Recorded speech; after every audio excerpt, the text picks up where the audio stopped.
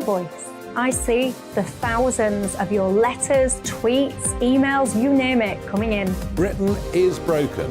How on earth did we get into this mess? But more importantly, how do we get out of it? The establishment had their chance. Now we're here to represent you. It's time for something different.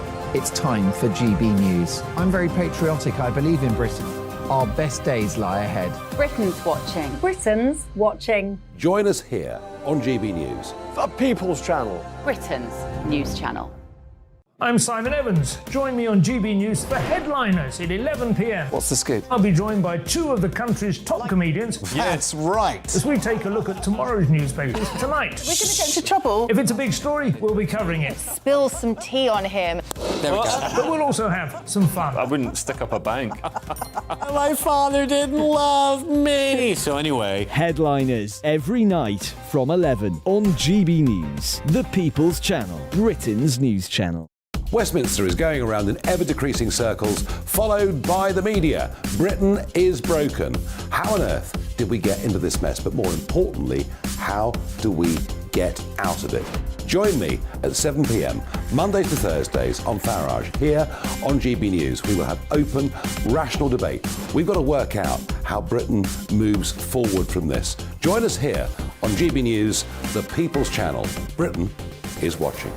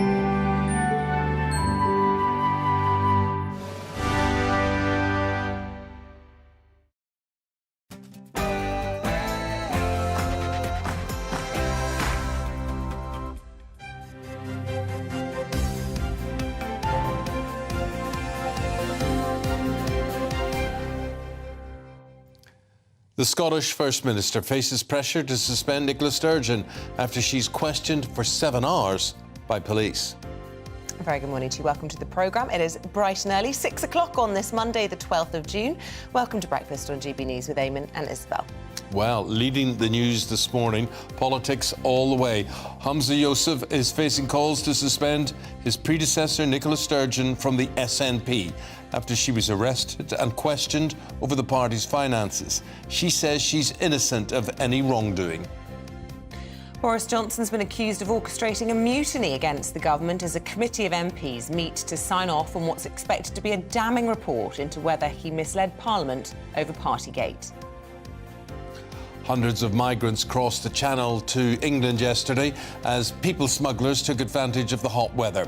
We'll get the latest from Dover days after the government claimed the Stop the Boats plan is starting to work. Britain must act quickly on AI to remain a tech capital, the Prime Minister will warn today. In an address to tech leaders, he'll urge them to rein in the negative consequences of it without stifling innovation. And after the country saw the hottest day of the year so far over the weekend, we'll bring you the outlook for the week ahead. After a hot weekend, will the heat be staying with us throughout the new week? Join me later for the full weather forecast.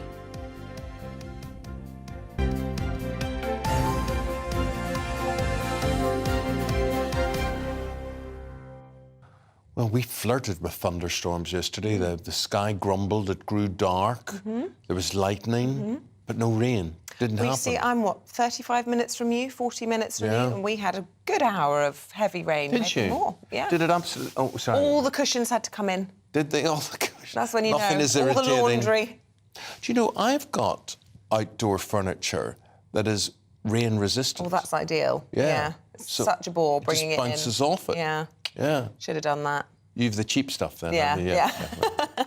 Top story today, Scottish First Minister Holmes is facing pressure to suspend his predecessor, Nicola Sturgeon, after she was arrested and questioned by police for 7 hours in relation to the SNP's finances. Yes, Nicola Sturgeon was later released without charge, claiming that she was innocent of all wrongdoing and calling yesterday's events deeply distressing.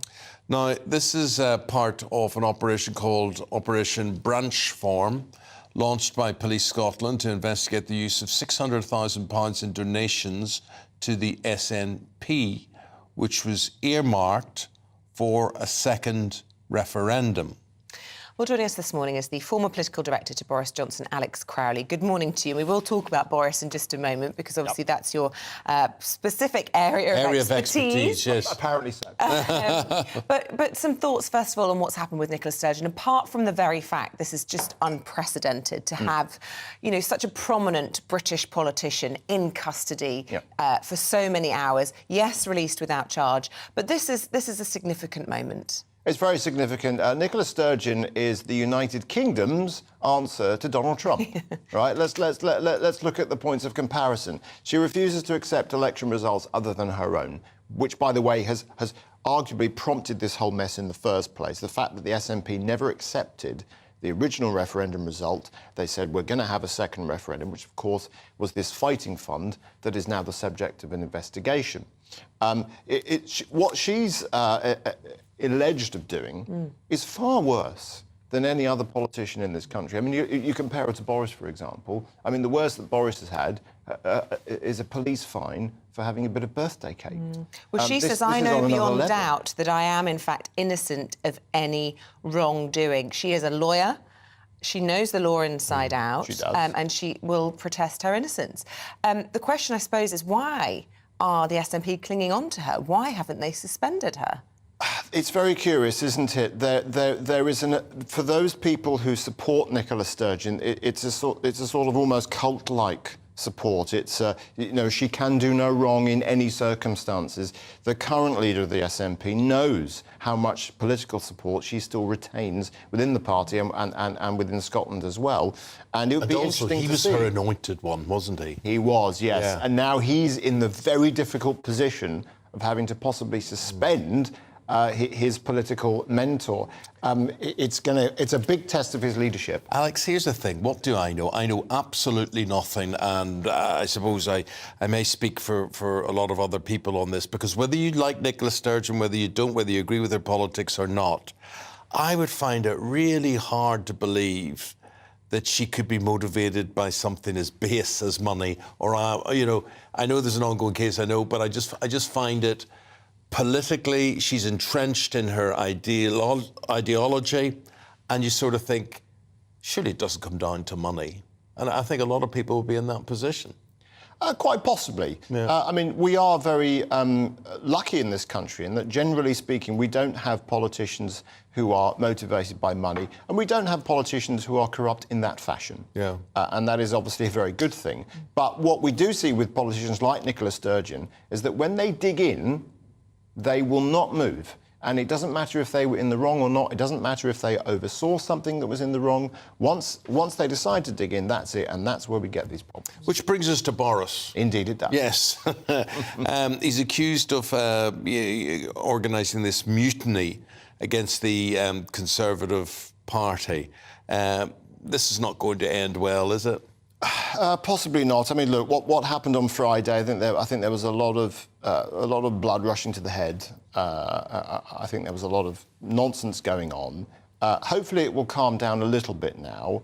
I mean, arguably, he should have left Parliament when he resigned as Prime Minister, because then that would have been a nice, clean break, and then the party and the country could have moved on. He didn't. He chose to stay, and that's partly why we're in this mess, of course, because he was then subject to this standards committee, which he is obviously protesting against. So just to be clear, when you said there's a lot of nonsense going on, you don't approve of some of the things he was saying, or who are you referring to there? No, what I mean is that, well, actually, it was in the build-up to that. There was a lot of nonsense about the WhatsApps in the Cabinet Office, and who was nominated for a peerage and who wasn't nominated, what was promised, what was not promised. All this sort of stuff going on that really, in many cases, is completely unnecessary and should have just been dealt with calmly. And what do you think happens now? I mean, we see senior Tories being quoted in the front of a national newspaper telling Boris Johnson to shut up and go away. We also hear suggestions that there could be more resignations. I mean, where does this leave the Conservative Party 1 year away from a general election? Can they afford to have such infighting and more by-elections? No, obviously, and Rishi Sunak would much prefer not to have this kind of distraction. Look, the basic issue with Boris is that there will always be a section of the Conservative Party, the establishment and the electorate that will never forgive him for Brexit. That's the truth. And it will be very difficult to move on from that whilst there is a chunk of the party and the establishment that just can't get over the referendum result. And then there's a chunk of all the rest of us who think, I can understand, don't get me wrong, if Margaret Thatcher had recommended her hairdresser for an honour, I could see how that would apply and whatever. I didn't even know Boris Johnson went to the hairdressers, so what is it about that dishevelled look? That is actually thought through, that dishevelled look that he has, I think the extent of the hairdressing was cutting it. Styling was no. I mean, okay. Right. I think it was just, occasionally you might be able to kind of push him in the room and at least trim it. But beyond that, no control. So we expect this report to be published today, at least the meeting of the committees happening 11 a.m. And at that point, we will know whether or not officially, in the views of this democratically elected committee of MPs, that he knowingly or recklessly misled Parliament. Yes, and obviously, and clearly the report's going to be awful for him because that's why he took the action that he did. It's important to point out that this is a committee of politicians judging another politician based on politics, not based on any kind of judicial process. It's labelled as this kind of very sincere, honest kind of body, but let's look at it for what it is. It's politicians judging another politician, and that's the lens through which I think we should see it. OK. What way do you see, Alex, your time with Boris Johnson, when you look back through the prism of history on this? Is there anything you'd have done differently? Is there anything you're particularly proud of? Is there anything that you think, no, shouldn't have done that? And did it all end in tears for you? It's something that I've had an opportunity to reflect on. And I think my view is this. At his best, Boris is someone who can galvanise big action. Whether it's through elections and campaigning, or whether it's through big decisions like the decision on the vaccines and Ukraine. However, the flaws in his character, the lack of attention to detail, and everything that we know, held him back. And they created a sense of chaos in his administration that arguably wasn't necessary. When he had a strong team around him, which he did when he was London Mayor, and was also fortunate to be part of, actually some great things could happen. It's when that wasn't in place that we started to see the problems. He is in this position because of his own flaws. And look, he's a classicist. He knows the most compelling protagonists are the ones that ultimately are brought down by their own flaws. And there's a certain irony in that. OK. Fascinating talking to you, Alex. We look forward to speaking to you again after 7 o'clock this morning. Thank you. Thank you very much indeed. Now, with all this glorious weather over the weekend, up to 950 migrants crossed the Channel as people smugglers took advantage of the hot weather. Small boats started to arrive in Dover before breakfast time yesterday after being escorted by the French Navy and the Border Force in Britain.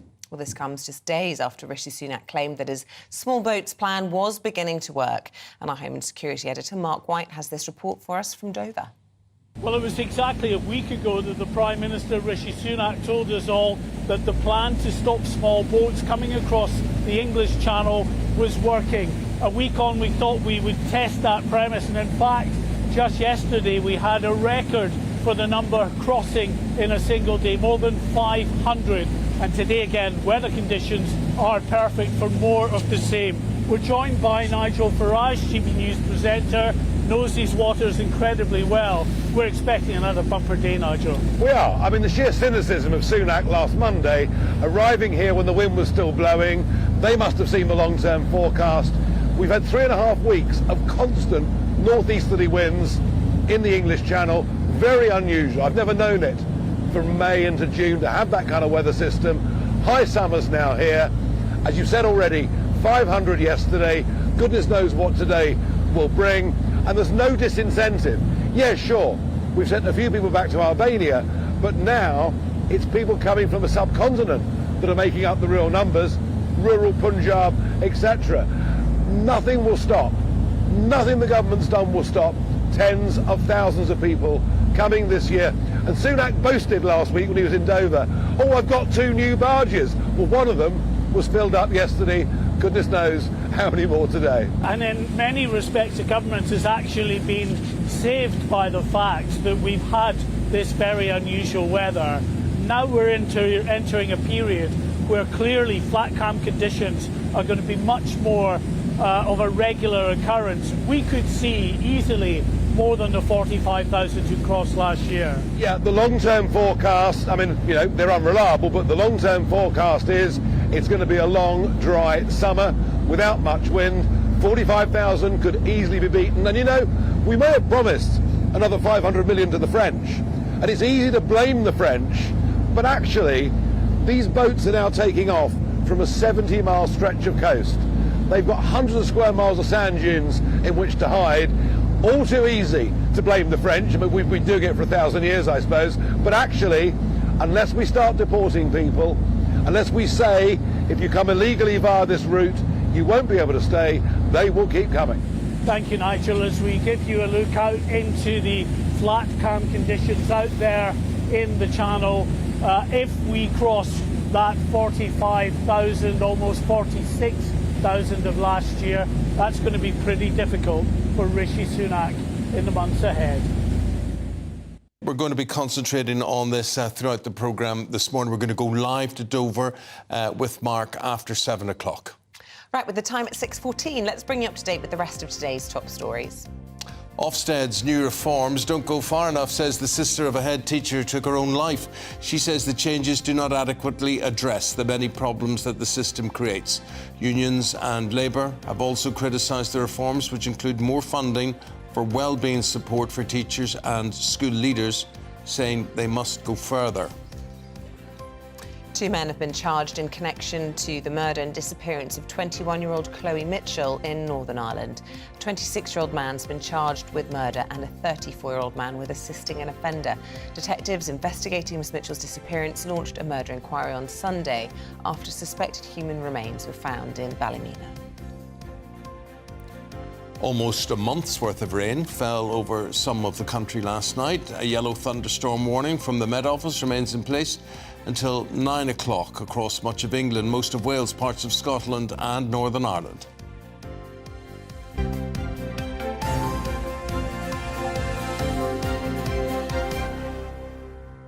So I don't know about you, but it is so sticky in London at the moment and so many people grumbling that they cannot sleep. How did you sleep last night? What are your top tips for staying cool in this crazy weather? And having windows said that, open, windows so closed. we come into a studio this morning where the aircon is broken and stuck on heat. Yes. So it is. So we'll be in our undergarments very shortly. This is perfect for me. I would have thought. I love it. I feel like I'm in the Caribbean. Yeah, but we've got a confession to make, because later on in the programme we're going to be taking advice and talking about sunscreen and how you should cover up during the when the sun peeps out. But Isabel and I have a terrible, terrible confession to make, which we're not advocating, which we're not saying to any of you should follow or do. But Isabel? Well, we're not very good at applying sun cream. No. Yeah, I'm not religious about it, but it is sort of I mean, I'm not saying it's a cult, science backs it, and I totally endorse it, but people, you know how everyone walked around with sort of designer water bottles for a while? It was a bit of a, you know, the in thing. I feel like everybody's so obsessed with sun cream now, but it is important. Where do you stand on the sun cream debate? Well, the reason I don't put it on is that I don't tend to burn. Well, same. I'm olive-skinned. As soon as I see the sun, I get a tan, and I like that. Yeah. Well, we like it later in life if something awful was to happen to us. When you're sitting here reading my obituary, the famous Irish television presenter Eamonn Holmes has passed away at the age of, well, hopefully 106 or something like that. Next year. He died. Was probably quite likely. Cheap shot. No, I was saying you're 105. That was my joke. Yeah, it's funny, mate. You stick with me. Oh, dear. Yes, so Sunscreen. So do you wear it, do you not? And if not, why not? And don't be bad like us, gbviews@gbnews.com, or you can tweet at GBNews as well. Stay with us, though. Man City preparing to celebrate their historic treble with a parade through the city today. Paul Coit has all the details. It's not a historic treble. It's not an historic treble. It's been done before. For them it is. For Man City. Well, for them it is, sorry, but that's just we should take that out of the script straight away.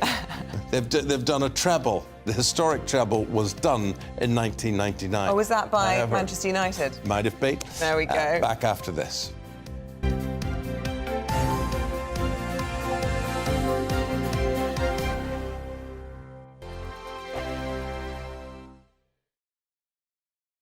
First and foremost, I am a GB News fan, and I was before I was working here. Just love the fact that we're asking the questions that a lot of establishment media won't ask. With a bit of a twist, we not only want to inform you, but we want to keep you entertained. It's worth the drive because you get in and the team's all ready and waiting, they're itching to go, and it's a proper little family. GB News is the People's Channel. It's the audience that makes the programme sing. We're giving our viewers and our listeners a voice. I see the thousands of your letters, tweets, emails, you name it, coming in. Britain is broken. How on earth did we get into this mess? But more importantly, how do we get out of it? The establishment had their chance. Now we're here to represent you. It's time for something different. It's time for GB News. I'm very patriotic. I believe in Britain. Our best days lie ahead. Britain's watching. Britain's watching. Join us here on GB News. The People's Channel. Britain's news channel. I'm Simon Evans. Join me on GB News for Headliners at 11 p.m. What's the scoop? I'll be joined by two of the country's top comedians. That's right. As we take a look at tomorrow's newspapers tonight. We're going to get into trouble. If it's a big story, we'll be covering it. Spill some tea on him. There we go. But we'll also have some fun. I wouldn't stick up a bank. My father didn't love me. So anyway. Headliners every night from 11 on GB News, the People's Channel, Britain's news channel.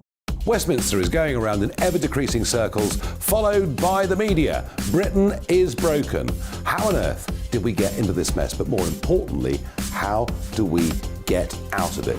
Join me at 7 p.m, Mondays to Thursdays on Farage, here on GB News. We will have open, rational debate. We've got to work out how Britain moves forward from this. Join us here on GB News, the People's Channel. Britain is watching.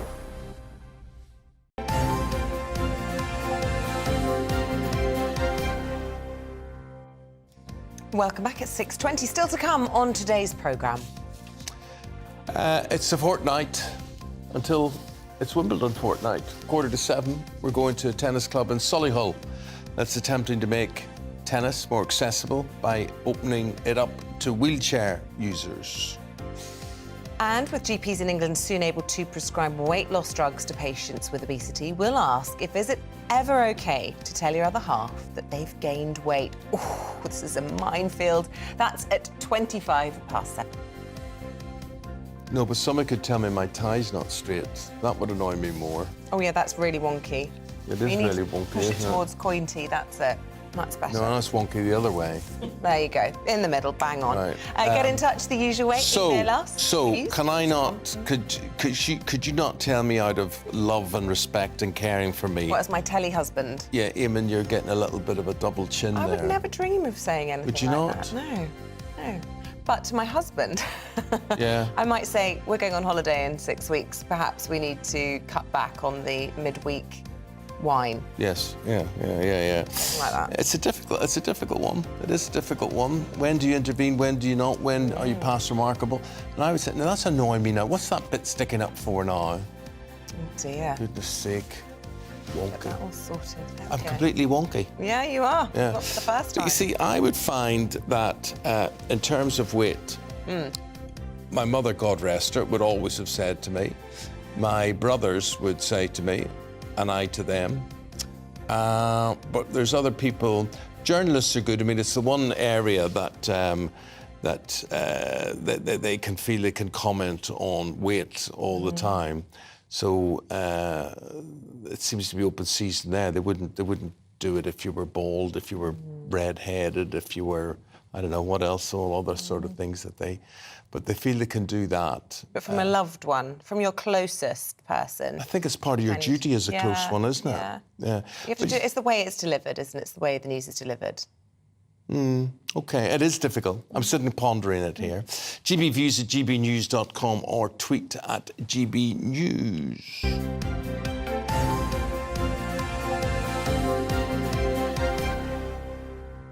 Right, the back pages today. The Mail says Pep Guardiola is not done yet as he eyes more silverware as the Manchester City boss.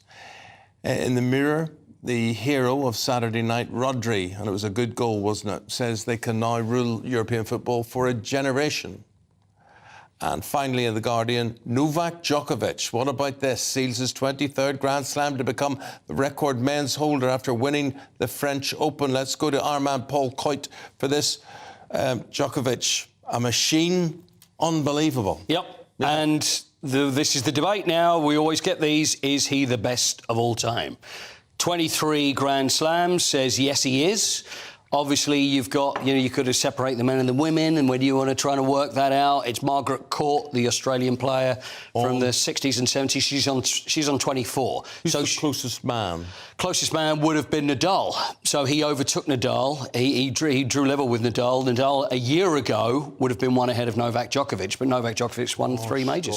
So Djokovic is just unbelievable, and you can't argue with that. He's not the nicest, but... No, he's not. And Nadal always won awards for being so lovely, didn't he? Yeah. You just always think... And also Roger, Roger Federer. Federer's just such a gent. Who, such a gentleman. And also then we can look at players like Bjorn Borg. Do you know how old Bjorn Borg was when he retired from playing tennis? What would you guess? Mid-20s? He always...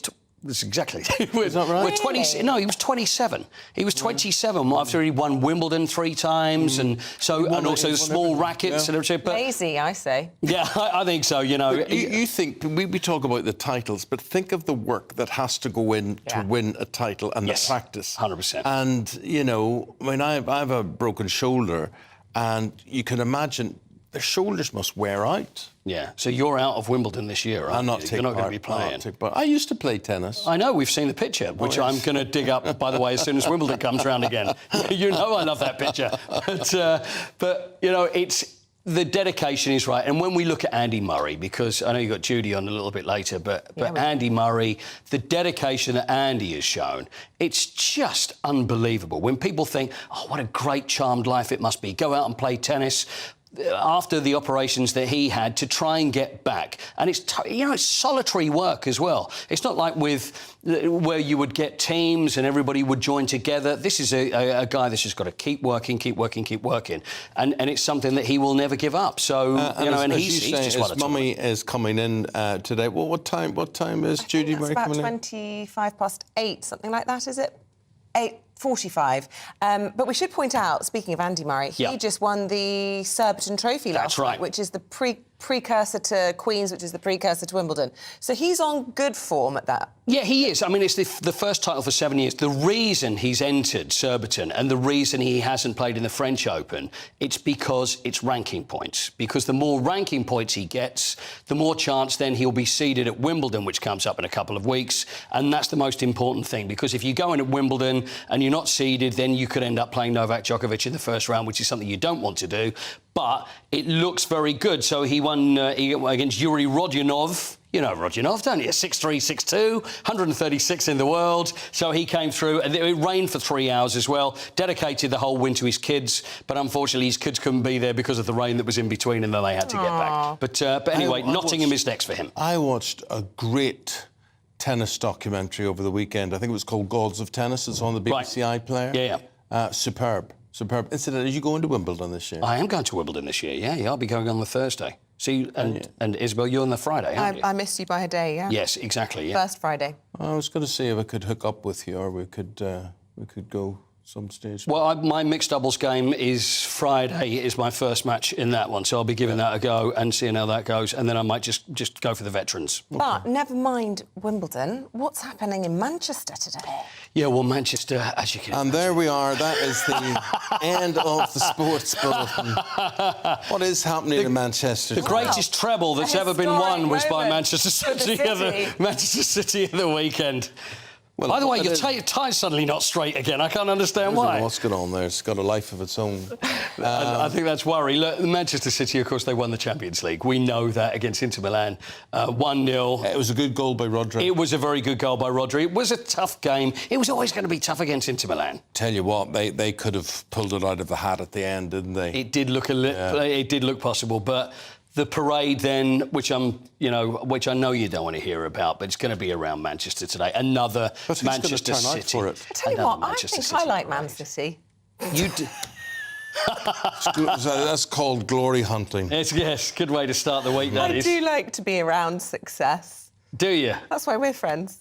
Well, but seriously, I like Jack Grealish. I've said it all along. It was the World Cup that highlighted him to me. I thought he was a lovely boy. I agree. And on the Saturday night, my misfortune was that this was switched on at home.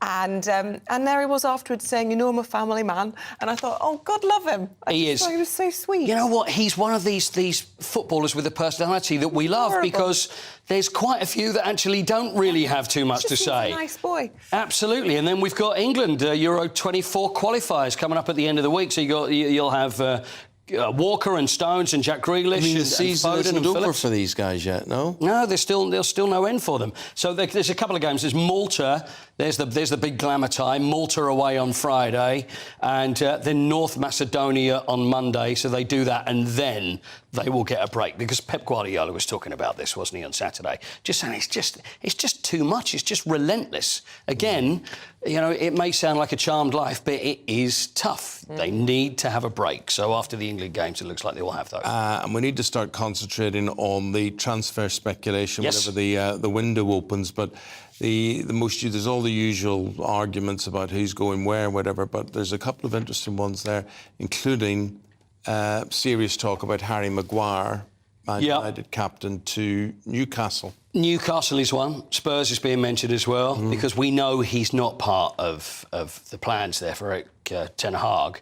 So he's going to be going somewhere. So Newcastle and Spurs are interested. We've got James and Maddison leaving Leicester. He's definitely going to be going from Leicester. Again, Newcastle or Spurs, you either think, well, what do I do? Do I go and move up to the North East? Is that going to be the place for me to move to with my family? I'll have Champions League football or the bright lights of London. Obviously, the bright lights of London is where James Maddison should be going, we'd hope, with Spurs. Declan Rice, probably to Arsenal. Jude Bellingham to Real Madrid. So I don't think I've known so many England players which have been involved in transfer speculation over this. If I was a player, I'd go... I wonder where you'd go. I'd go up to Newcastle. I'd rather live in Newcastle than London any day. Great place. Yeah. Big market on a Friday night. Yes. It's a wonderful place, Newcastle. It is, but do you think that it is quite far away? Well, there's an airport there. There's train lines there. OK, Scotland's just up above you. I hope James Maddison's not listening to you right now.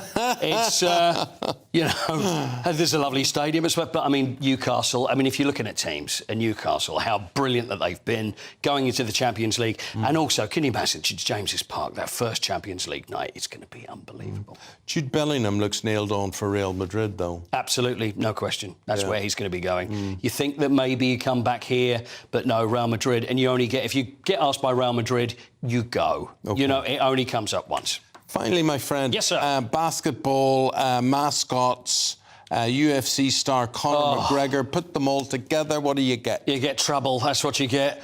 There's mascots... I've seen it before where mascot... Now, have a look at this. We've got footage here. Basically, look at this. This is horrendous. You've got a mascot. This is Miami Heat. The basketball mascot is called Bernie. And during the halftime show, Conor McGregor, UFC fighter, look, he's advertising a pain relief spray. And he's like, oh, there's a mascot. And you know what? I've seen it so many times. Mascots getting hit. Deontay Wilder hit a giant burrito. I know it sounds hilarious, but he knocked him out. And also, I've seen it at football games as well. You see players who walk past the mascot and they'll give them a punch because I think they think they're just made in purely of foam. But look, he's hit this guy and he's thinking, oh, that's great, I'll just punch him. So he's was knocked he okay? him out. Was he okay? He was knocked out? Yeah, he had to go to hospital. Oh, but my hopefully they took him out of the suit by the time he got to hospital. Not funny, but, you know, not but funny. it's awful. Actually not but funny. it does happen a lot because it's always like, oh, there's a mascot, that'd be quite funny to give him a whack. You know what? I don't want to break the illusion here, but there's actually people inside these things. Ridiculous. So anyway, but that's Conor Fred the McGregor. Red. You what? I've met Fred the Red. Please tell me you didn't hit him, though. There was no people inside that. Oh, sorry, Fred the Red is... Fred the Red. And also the Chirpy is real as well. Chirpy and Fred the Red. Who is Chirpy? Chirpy is the giant cockerel Spurs? at Tottenham Hotspur. Obviously. As a giant cockerel. Yeah, yes. You must have seen Chirpy. No. Yeah. There's, you know what? I remember a situation once we were in the tunnel and there was these... All the children were lined up who were the mascots. And they said, well, what you've got to do is go out and follow Chirpy. And this little child said to me, well, who's Chirpy? Chirpy's over there. And went, oh, the big turkey. It's like, it's big turkey. It's not a turkey. Big turkey. Child, it's not a turkey. It's a cockerel for Christ's sake. Very good. Sweet. Yeah. Chirpy. Where's your chirpy. mama gone? Where's your mama gone, little baby John? This is Chirpy, Cheep, Cheep. See, there you you go. Come on. God, you Middle never of the let me down. road. You never let me down. I'll never let you down. Was it the far, Mamas and far Papas? away, pardon? No, it was middle of the road. Scottish band, middle of the road. 1970 was the year. There you go. That was the year. Yeah. I'm keeping a tally. We're on 2. How many have we got 2 now? so far. We had one in makeup this morning where Eamonn was like, you spin me right round. Oh, baby, yeah, that's it. round." Like a Why record, say it baby. when you can sing it? Yeah. Do That you think should it's be a your- disease? I do, yeah. Oh, I've got that disease as well. But our greatest hits album will be released by the autumn, isn't it? We're gonna have the Okay, greatest my hits. friend. Paul Coyte, thank you Pleasure. very much indeed. See you again tomorrow, mate. Thank you. Coming up, we're going to discuss Suella Braverman, who's accused Keir Starmer of being in the pocket of the eco-mob. We are going through the papers with Chris Akabusi and Dawn Neeson next.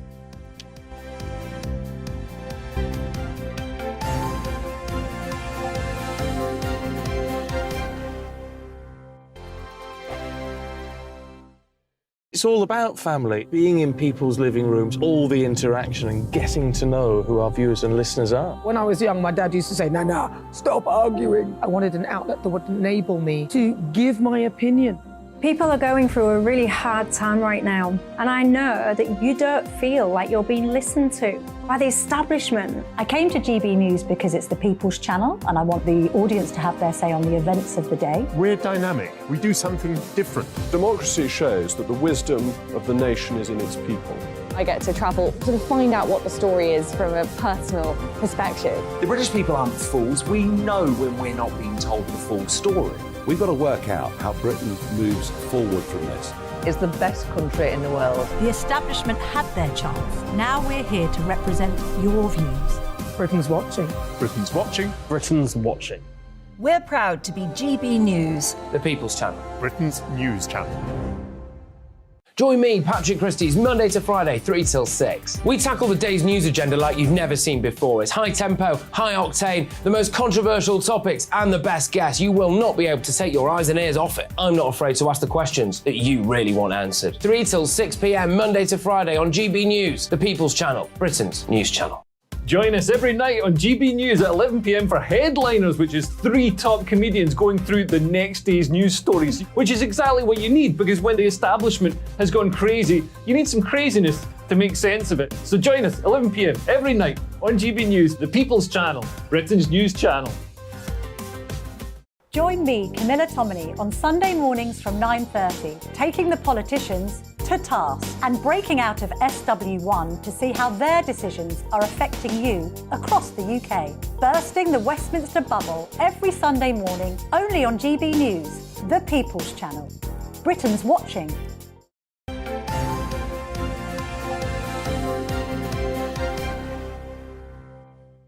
Welcome back. It's 6:36. Let's bring you up to date with today's front pages of your Monday newspapers. And here's how they shape up. You'll find a worried-looking Nicola Sturgeon on most of them after she was questioned for 7 hours after she was arrested in relation to the investigation into SNP finances.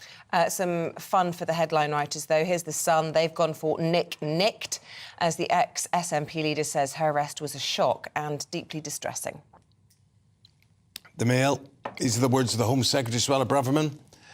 Keir's in the pocket of the eco-mob. And actually, we should point out what the Queen is wearing there. We've been talking about it in the newsroom. We think it's wonderful. Yeah, she's in a jumpsuit there, but with really wide-legged trousers. Very 70s, very 70s very looking. 70s. And what's the difference between a jumpsuit and a boiler suit? Pass. Aren't they Okay. the same thing? Probably, yes. But anyway, very trendy. I Here's think the very Mirror. brave for a woman in her 70s to wear that. I think excellent stuff Very there. edgy. The Mirror is leading on the 3 British holidaymakers declared missing after a dive boat caught fire in the Red Sea in Egypt. And the Star says another king in a car park. As the woman who found Richard III says Henry I is buried under another car park. This time it's in Reading, this one. So what can we say? What can we say? What an ignominious ending. Yes, what a way to go. Right, joining us to go through the papers in more detail this morning, we have the Olympian Chris Akabusi and the former editor of the Daily Star, Dawn Newsom. Good morning. Good morning. It's a good morning, it's a good life, it's a good week for her. We have to say congratulations to your... West Ham, aren't they? Oh, you're both hammers, aren't you? Of course. Well, there's more than one United now. So you were in Prague for the big event. I was. and we did try to get Thank you. I know. Yeah, next I morning. might have partaken. Prague does very, very good beer. I just have to say, and I made a point of trying a lot of it. For the woman who never stops working, actually, I'm pleased you had one morning off. Well, the morning after. You did get in touch with me about 3 o'clock after about half hour Normally sleep. that It's wouldn't like- be a problem. I didn't want to come live on So, it. Dawn, where's your beer belly? I mean, if someone has been drinking all the beer, you... Didn't do a lot of eating. Did both of you actually believe that you were going to win, or was it a huge bonus? So we were undefeated in the way to the final, so there was a good clue that we were good enough to win, but we are West Ham. So West Ham are massive. So wrong. But it wouldn't have surprised me if we had lost. Someone got. For example, when Ben Rama scores this penalty, absolutely amazing penalty. He'd already been booked. Celebrates by jumping up on the stands. So he could have been off. Yeah. And that would have been typical West Ham. Yeah. Go one up. Yeah. Give it one of those. Yeah. Off you go, fella. Try to defend the Alamo, and we lose and lost. Actually, I thought the officials were actually quite good. 100%. They made the right decisions. 100%. And yeah, it was amazing. We celebrated properly. Again, a good winning goal, really good winning goal. With that, congratulations to both of you. Thank you. Can we go now? Yes. We're going to go through the papers and we're going to talk about Nicola Sturgeon. She says she's deeply distressed. She was questioned for 7 hours yesterday, as Eamonn says, on the front of a lot of the papers. Let's start with the Times, Dawn. Yeah, she is pretty much on all of the papers. This was her arrest at 10:09 a.m, shortly after beginning a pre-arranged interview. She has been released without charge 6:30 p.m. last night. But the situation, the investigation is ongoing, and this is over... Police Scotland received multiple complaints over a use of £600,000 in donation to the SNP to fight for a second independence referendum. No one's quite sure where the money actually is. Now, Nicola, we've got to be obviously careful what we say because it's an ongoing investigation, but Nicola has been quite bullish in her statement, hasn't she? She's sort of like, you know, I'm absolutely determined that I'm innocent, I've done nothing wrong, da-da-da-da. But obviously there's a lot of questions to be asked. Her husband, Peter Murrell, who was the chief executive, was arrested and again released without charge in April. You know, we all remember those scenes where the couple's house were dug up. And look, this is over, you know, corruption, fraud, potential charges. But they were digging the garden up. What were they hoping to find? Like a crate of money, like pirates or something like that? Tent was out, and you were expecting bodies. Exactly, yeah. Her big implication is that the accounts, the party accounts, have got 3 signatures. One is her husband. I don't know who the other one is. The financial chap. Right, and then her. And it teaches us all, and I would be guilty myself of signing things that I don't understand. Yeah, no, absolutely. But you wonder, you know, as my father used to say, it takes a priest to say mass. In other words, stick to your expertise. And, you know, you wonder if she was qualified, if she had the brain, she's a very intelligent person, but did she have the forensic brain to sign off party accounts? Well, I mean, the fact that a luxury motorhome, £110,000, was seized from her mother-in-law's house. Lots of allegations about the numbers of members of the party. They'd lied and they said there were 30,000 more. Her husband's actually quit, hasn't he? I suppose the question is whether or not, you know, she will be suspended. And it's a difficult one for Hamza because, as our guests were explaining a little bit earlier, so many people north of the border see her as beyond reproach. No matter what, she can do no wrong. She's the figurehead, effectively, of independence. She is, and I find this is the most incredible thing about politicians these days, not just Nicola Sturgeon, but this applies to Boris Johnson as well. The fact is that they can do no wrong, Isabel. Donald Trump, and they still have this hardcore fan base. I mean, they could literally kick puppies live on TV, and people would still think they were doing a good job. And during the pandemic, Nicola Sturgeon was actually voted the most trusted for MP in the country, despite the fact Scotland's record on the pandemic wasn't that great. So she still has this huge fan base. But as you say, Hamza, her replacement, who is very good friends with her, hasn't had a good honeymoon period, has he? But calls from Labour and Conservatives and many SNPs for her to be suspended or at least to stand down until this mess is cleared up. OK, from the former leader of the SNP to the current leader of the Labour Party, Sir Keir Starmer, and the Home Secretary's lashed out at him. Why and what has she said then, Chris? Right, OK, so this is a strange one in as much as, first of all, the Daily Mail leads on this story, doesn't really talk about Sturgeon or Mr Johnson, which they've had. So basically what's happened is that Suella Braverman is wanting to be very hard on the protesters and wants to give the police new powers to ensure that the protesters, who are a minority, don't stop the majority of good, hard-working people in the United Kingdom getting about their daily business, whether it's going around the business or whether it's... These are the protesters that have disrupted the Grand National and... all our cultural events, rugby, the flower show, etc., etc. And what she's saying is that the Labour Party and Starmer are compromised because they accepted a £1.5 million donation, a sizable amount of money, from the person who backs Just Stop Oil. So I get that, and I can see the challenge there. However, the Conservative Party are also given lots of money by regular donors. Yeah. And so normally you'd say Labour are compromised by the unions and these Conservatives are compromised by their own backers. But now you've got Suella Braverman coming out here who's using this opportunity to have a go at Starmer. And I can just see this coming back to bite the Conservatives in the bottom if they really go down this road.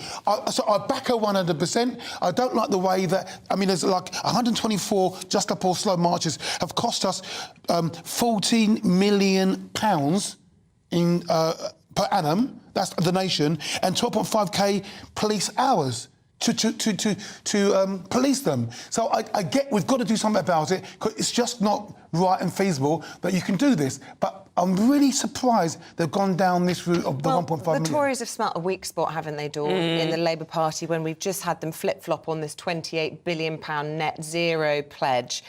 Rachel Reeves saying they can't afford to do it straight off the bat. It's going to cost the Treasury too much money, which is what the Tories were saying last week. And they're just trying to make capital, surely, over distancing themselves from, look, they're all eco-zealots and this is a... It's the dead cat theory, isn't it? Chuck a dead cat in the room and, oh, look over there, don't look at what's going on over here. The important thing about this story is that the amendments to the actual protest bill could have an impact, according to the Equality and Human Rights Commission, saying that it affects all protests. It could literally, the wording could remove the right to protest, and it's the definition of what that protest is and how much disruption it's causing. So, apart from the politics, we're in the run-up to a general election now, whether we like it or not, there is that sort of rewriting what you can do as a protest. Rewriting everything if you don't like it. This Trump-esque habit that is now going on in politics. And if we go to the front page of The Guardian, who is being told to shut up and go away? Well, you know, actually, I think I've got to agree with the senior Tories. Senior Tories tell Boris Johnson to shut up and go away. This is ongoing saga of the toxic meltdown of the Conservative Party. And, you know, a lot of senior Conservatives are saying, look, just go away now. We need to concentrate on winning the election. I don't think the public are that concerned about what Boris Johnson has done, what he's going to do now. I think all we're concerned about is the cost of living, possibly the migration issue. And actually, you know what? Actually, politicians who are not infighting and are actually concentrating on doing things for the public and getting us out of this mess. But, I mean, basically, obviously, it's like Boris doesn't like he's going away anywhere soon. And the other shocking thing about this story is that some MPs who are loyal to Boris Johnson, who sought to sway the Privilege Committee, have actually they're receiving threats from members of the public as well. So it's really, really messy and murky. I mean, but as you said earlier on, 11 a.m. today, the committee is accepted to finalise the details of what they found Boris Johnson actually guilty of and what to do about it. He could have his Commons pass taken away from him. Well, he's handed it already, presumably. Well, exactly. You would have thought so. Yeah. I mean, I feel really, really sorry for politicians at local level, at national level, who do a good job, who care about their constituents, who work on behalf of them, and who are more interested in doing work for others than doing work for themselves throughout all of this. I think there's a danger, Chris, that we can condemn all politicians and see them all as the same. Yeah. And I just wonder what harm this does our whole democratic system when you have, you know, the Sturgeons, the Boris Johnsons of this world making the headlines today. Well, I mean, for good or ill, politics over the last sort of 20, 30 years has gone to the charismatic side. Yeah. So we've got this charismania. If you're charismatic and you're, you know, articulate and you're flamboyant, you get the headlines, but quite quickly behind there, when the mechanism starts falling down, the headlines are going to be for the wrong thing. If you look at someone like Sunak, who is a traditional apparatchik, he's a technocrat he gets hammered because he's not flamboyant. He's not. You say he gets hammered, but he's narrowed that margin between Labour Party and Conservatives so much. It was around 30 points trailing. The Tories were trailing Labour when he left in, was it September? Yeah, September, it's now around 15 or something. Yeah. He's halved it. But do you believe in the polls? The polls. The ballot box is what really matters. And OK, I know that when you have sort of local elections, they don't really reflect necessarily the national mood. But how well have they done in the local elections? These next three that are going to come up, how will they do in those by-elections?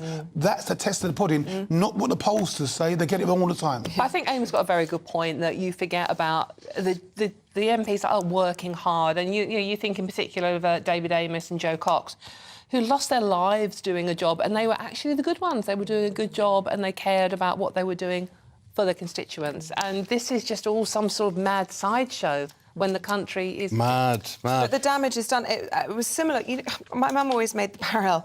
During the sort of... There was a period, I don't know what era it was, but Catholic priests were being outed constantly as being paedophiles. And then at that point, if you were seen in a dog collar, everyone just assumed paedophile. Exactly. And it undoes all the good work of very many priests. I was thinking this morning, you asked me last week about who were the teachers. We had this story about who had made an impression in your life. And I said, to my shame, I didn't mention Father Crossan for English, Father McClaverty for Latin, Father, who else? Father Kelly for pastoral guidance. Gosh, there were so many other... Father McMullen for music, and it went on. And these are all good, learned and spiritual men, and I just think I should point that out, like politicians.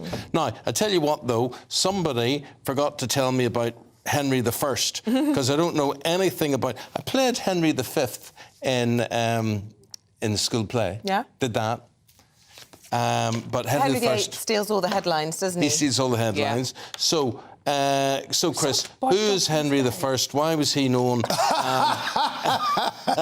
Henry I? All right. Well, he's brown bread and he's stuck in the car park, apparently to the Daily Star. But actually, it's a bit of when I say non-story, lovely headlines and stuff, but when you actually read it, it's all maybe, could be, I have a feeling, conjecture. Since when does that stop the Under- Daily Star with a good front page?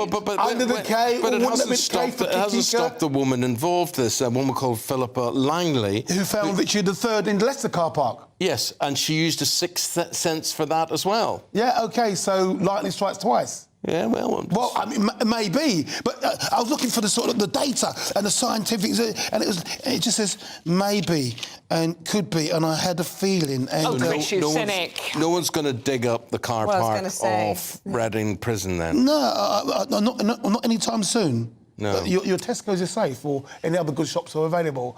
But yeah, so it's a lovely headline. But I was looking through it and I thought, well, what can you talk about? Not very much. But you know, even if they can't dig the car park out, if they do what they did with Richard III, right, you want to go and see... We did it when we went to football up in Leicester, an away game. And you want to go and see all the bones remains, and it's like a lump of stone. So it could be just any old car park they've kangoed up and said there's a king in there. Yeah. Can't they DNA test it? I don't know. Listen, we've got to say goodbye. Thank you for now to Chris Akabusi, Dawn Neeson. We'll have more from them just after 7:30. But for now, with the time at 6. Here's a bit of comfort. Here's a bit of comfort. Jeremy Clarkson, who's 63 years of age, takes 17 pills every day. Huh? And we were worried about us. Just put that as a bit of comfort if you're popping your pills this morning. He says he takes a pill for deafness. Just know you could have a pill for deafness. What? But anyway, there you are. So what were you going to tell me, I was just going to say, let's bring you up to date with the rest of today's top stories. OK. And the Prime Minister will pitch Britain as both the intellectual and the geographical home of artificial intelligence regulation at a tech conference today. This will open London Tech Week. Mr Sunak will urge tech leaders to rein in the negative consequences of AI without stifling innovation. The number of people receiving cancer checks in England has doubled in the last decade. 2 months ago, nearly 115,000 more people were checked for signs of the disease than they were in April 2013. The NHS says efforts to encourage people to come forward mean the disease is also being diagnosed at an earlier stage. Judy Murray has won her first Tony Award for her performance in Prima Facie. I'd like to have seen that. I didn't go and see that, actually. The Killing Eve star said she was overwhelmed as she collected the prize for Best Leading Actress in a Play.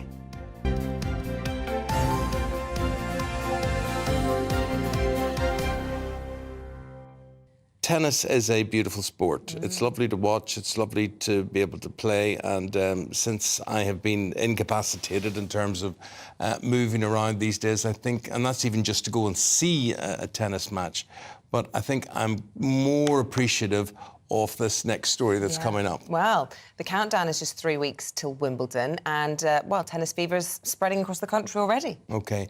In the West Midlands, Solihull Tennis Club has opened its doors for first-of-a-kind wheelchair tennis in a bid to make the sport more accessible. They're holding a whole festival on this. Well, our reporter Jack Castle went along to find out more. As the world's tennis stars fit in their final preparations before the start of Wimbledon in a few weeks' time, one tennis club with big ambitions in Solihull is trying to make the sport accessible to everyone. Supported by the Lawn Tennis Association and their Open Court initiative, the Blossomfield Club hopes to raise the profile of the wheelchair version of the sport. Alan Wigley is a wheelchair tennis player at the club and says the physical and mental rewards are invaluable. I was a fully abled tennis player prior to an accident only 3 years ago, and I've recently taken up wheelchair tennis. I think it's mentally, physically, socially rewarding, but it's also ageless. What would be great if this is successful, then we're going to look at other areas within, particularly the West Midlands, to see whether or not it's worth putting festivals on like this to expand the sport, and then perhaps even start a mini-league, which I don't think exists. On Sunday, Blossomfield hosted their first wheelchair tennis festival, with former Paralympian and British #1 Kay Forshaw in attendance. Kay says investing in the grassroots level of the sport is key to ensuring it's accessible into the future.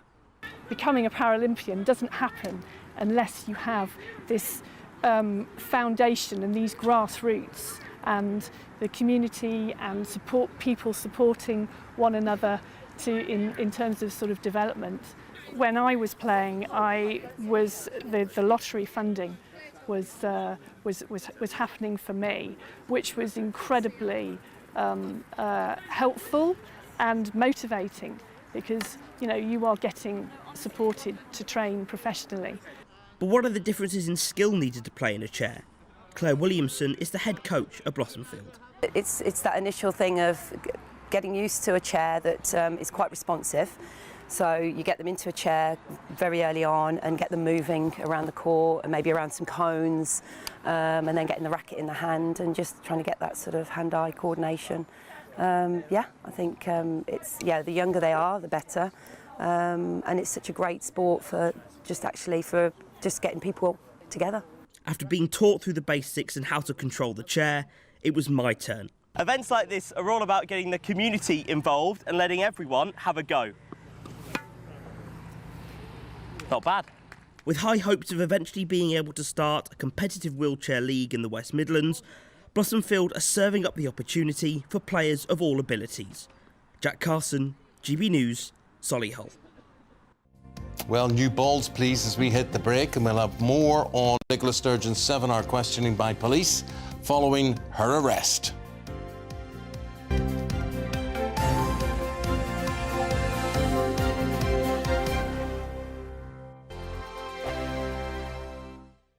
I joined GB News because I was sick and tired of not hearing my views being represented, not just mine, but so many people that I knew and spoke to. I just couldn't get my voice out there. I couldn't say anything, I couldn't do anything. Whatever the narrative was, I kind of had to follow it. GB News is there to provide a voice for those who have been ignored by the establishment media. We think different things, we've got a different style. GB News is here to be optimistic and positive about the future. It's real kind of dynamic and flowing, with the audience very much at the heart of it, like a big family.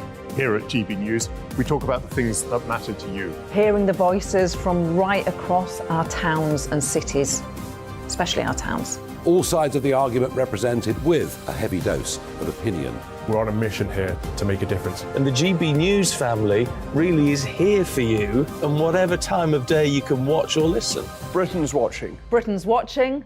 We're proud to be GB News, The People's Channel. Britain's news channel. I'm Jacob Rees-Mogg, the Member of Parliament for North East Somerset and a former government minister. For years, I've walked the corridors of power in both Westminster and the City of London. We need to have the arguments, the discussions on how we make it better. Crop failures, famine, war, suffering on a scale completely unimaginable. We are putting the cart before the horse. As Charles I said at the scaffold, he was the true defender of liberty. Yeah, I've completely derailed the conversation. Join me Monday to Thursday at 8 p.m. on GB News, Britain's news channel. So Jubes and Co, we tackle the issues of the day with real robust debate, both sides of the fence, battling it out with me in the middle with my forthright opinions and views. And often really interesting things happen because you start with a position and then by the end of the debate you find actually, well, I might not have thought about that one. What we need in this country is 2 new political parties. You should maybe think about doing a 2024 calendar. I'm Michelle Dewberry and I'm keeping you company right through until 7 o'clock this evening. GB News, the People's Channel, Britain's watching.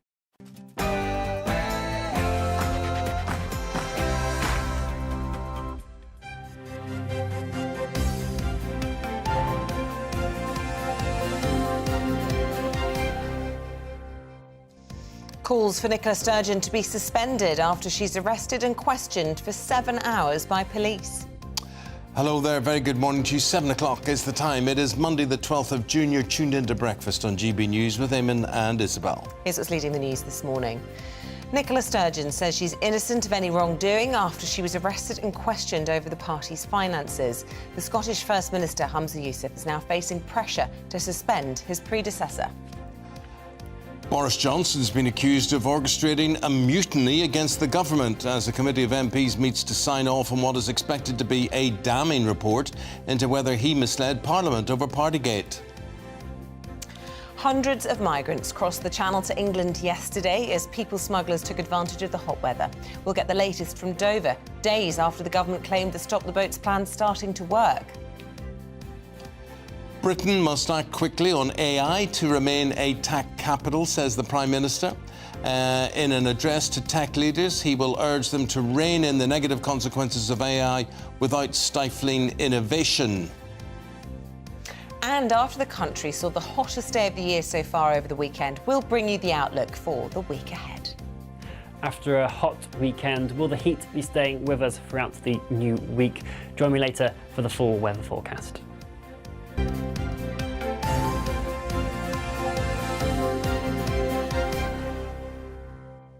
Now, we had a little bit of thunder, we had a little bit of lightning, no rain yesterday in Surrey where I was, but our dog was petrified, shaking. I gave her a sausage, she wouldn't even eat it. I had to eat it myself. And but you know, so that was the effect. Did your lawn soak it up? Did it? Don't have a lawn, but I did have to bring my laundry in. We had torrential rain for about an hour, and I believe some people got a month's worth of rain in the space of a short time yesterday. That'll be good. Will the utility companies, will the water companies have captured it? Probably not. Yeah. More holes in the ground, that's what we need, and then we wouldn't have any hose pipe bans. But I tell you what, we've got a hot weather forecast for the whole week. We'll have all the details for you later in the hour and some tips on how to stay cool and how to make sure you don't burn your skin. Do you see that story there about the Prime Minister going to speak on artificial intelligence today? You just imagine, give it a couple of years, and he goes to speak and he has his auto cue talking about artificial intelligence, not a good thing, we should rein it back. And the auto cue goes... takes over, because it decides, no, we don't like you saying that. Oh, and it rewrites what he's going to say. It. Yeah. And you know, there are a lot of people that just read what is there on the auto cue. Not us. Not us, Isabel. Not us. But speaking of what is on the auto cue, should we go to our top story now? The Scottish First Minister, Holmes is facing pressure to suspend Nicola Sturgeon after she was arrested and questioned by police for 7 hours yesterday. OK, she was released without charge. She says she's innocent of all wrongdoings and she called the events deeply distressing. Well, the arrest is part of what's called Operation Branchform, launched by Police Scotland to investigate the use of £600,000 in donations that were earmarked for a second referendum. OK, well, let's go to our political reporter, Catherine Forster, who is in Holyrood for us this morning. Catherine, goodness me, where do you begin? So the former First Minister arrested, questioned for 7 hours. Where does this leave us and leave her? Quite extraordinary, as you say, Eamonn, and good morning. Yes, indeed. She was arrested yesterday, questioned for 7 hours as part, as you say, of Operation Branchform. This is an investigation that's now been going on for 2 years into missing £600,000 of donations which were given for an independence referendum that never happened. Now, we know, don't we, that a few weeks ago, her husband, former Chief Executive Peter Murrell, was arrested at their house. Quite spectacular, wasn't it, with the tent being put up in the garden. A little bit different yesterday. Nicola Sturgeon knew on Saturday that this was going to happen. So, in fact, she presented herself to the police station where she was arrested and questioned for 7 hours. Now, she apparently is not at her home in Glasgow. A couple are said to have temporarily moved out to spare their neighbours. She's also said, apart from, as you would expect, protesting her innocence in the strongest terms, that she's going to take a day or two to process what's happened before she returns to Holyrood behind me. But certainly her successor, Humza Yousaf, is now coming under huge pressure to suspend her while this investigation goes on. Now, of course, he was the continuity candidate. He was her chosen successor, and I think he will find that very difficult. So by no means certain that he will do that. But calls not just from people like the Scottish Conservatives who are saying, you know, the SNP are engulfed in murkiness and chaos, but also SNP MPs themselves. Somebody, for instance, like Angus MacNeil, one of the SNP's largest serving MPs, saying, you know, that this drama has to end, and that Nicola Sturgeon herself has suspended people for far, far less. So it does feel like things are coming to a head, but what happens next, who can say? Well, who can't say? But that's what we are. So we are asking you as to what will happen next. And I mean, you build up the pressure there is in Hamza Yusuf to be involved in this and to put in some distance in all of this. If you're watching us today from Scotland, if this directly affects you, let us know what you think should happen next. Catherine, thank you very much indeed. Keep us posted.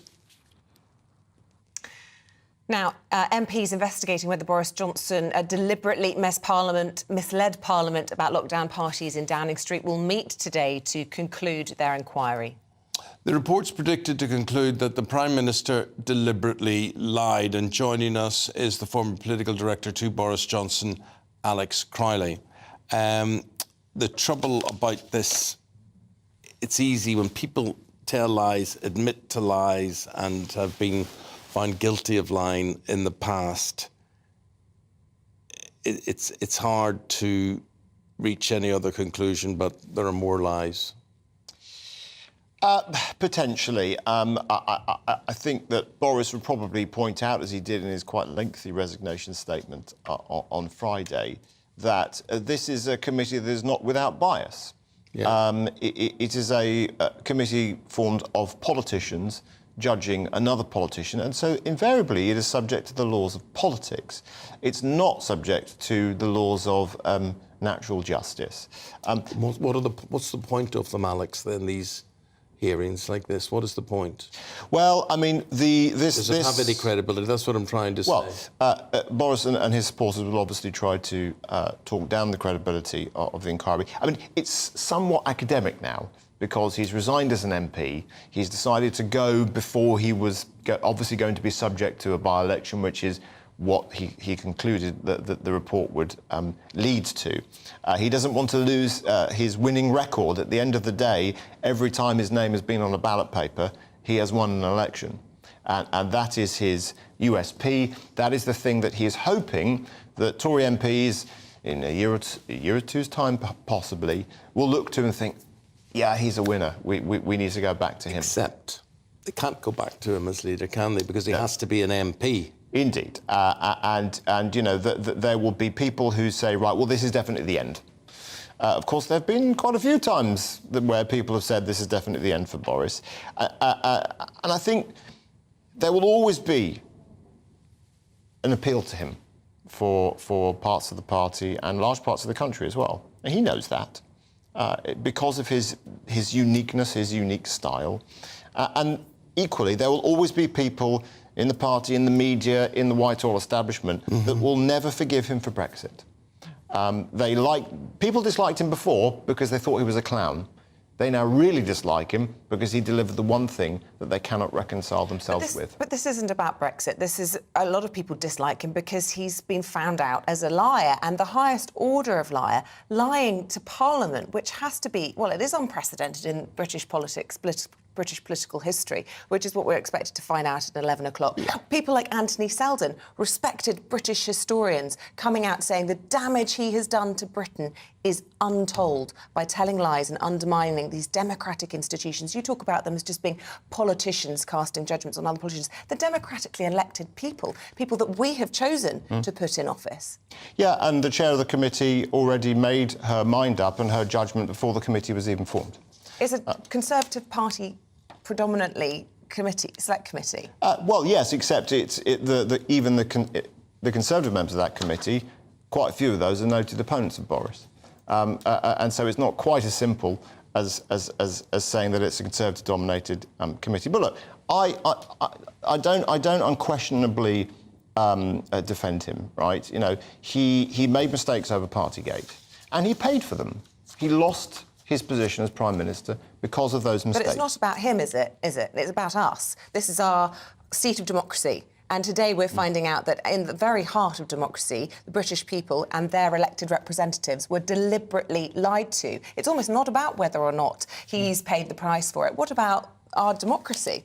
Yeah, look, it's a very serious charge, and you know, as we expect, the committee will make that level of charge, which, had he remained as an MP, would have obviously led potentially to his removal from the House. OK, well, so look, stay with us, Alex. We're going to speak now to the Labour Party, and perhaps we'll get some reaction from you in just a moment. We're going to speak now to Jonathan Reynolds, the Shadow Business and Industrial Strategy Secretary. Good morning to you.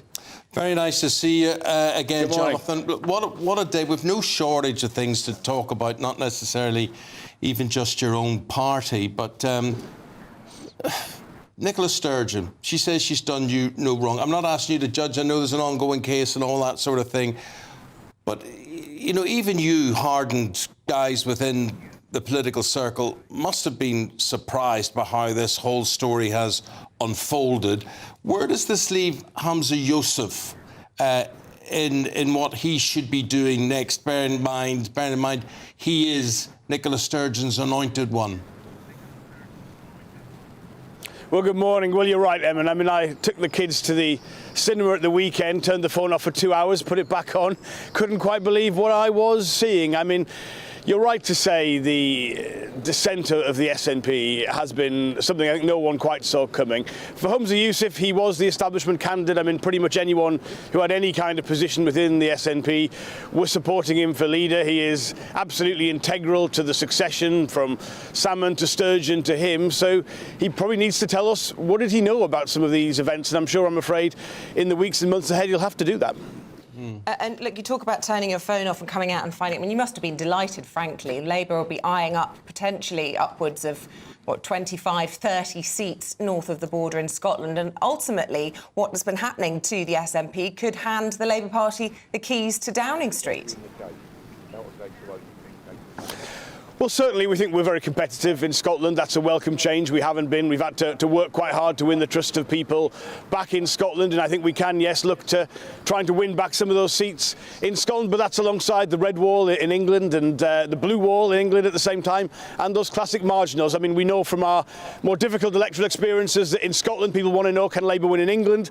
And in England people want to know, can Labour win in Scotland? And the fact we can look to both places and say, yes, we've got the chance to do that is very welcome. And that's the case as well for these by-elections that are coming up. So there is a lot going on, but to be frank, I think some of the things we've seen over the last few weeks in particular, you know, they don't do anyone in British politics any credit. I think it's a soap opera that people will be looking at this place and the Conservative Party and MPs resigning and saying, can't you just focus on the things that really matter? So that's what we'll try and do in the Labour Party and put that agenda forward.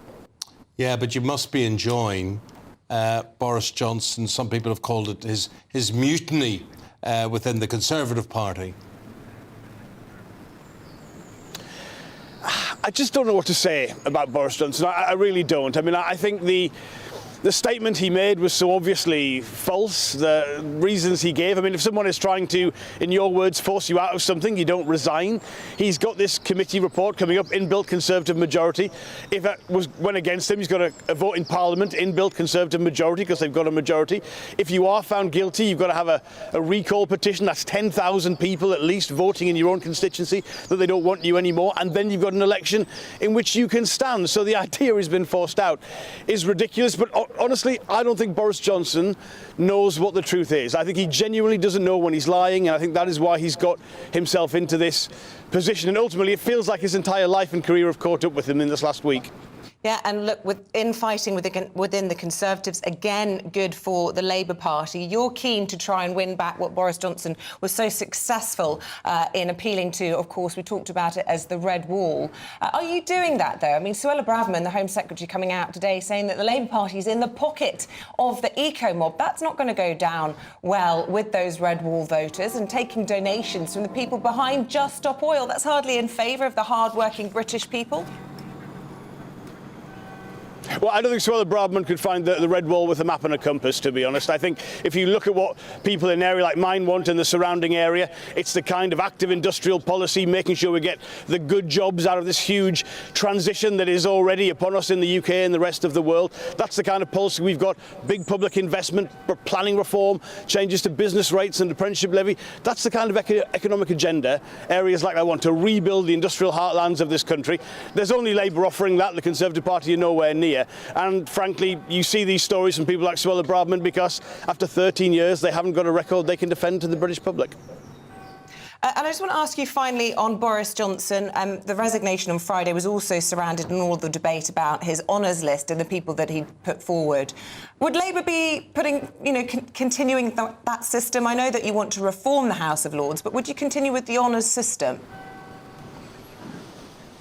Well, I have many constituents who have done brilliant public service, and when they get an honour, it really means something to them. And the bit that angers me the most about this is, I don't want those people to feel that their role in honour is being devalued. So I think there's a role for that, but I think this kind of resignation honours list and what Boris Johnson has done, both with his House of Lords appointment and the people he's given these knighthoods and damehoods to, who are clearly undeserving, they're just his cronies, has diminished that. And I think we need to look at how we can do that better.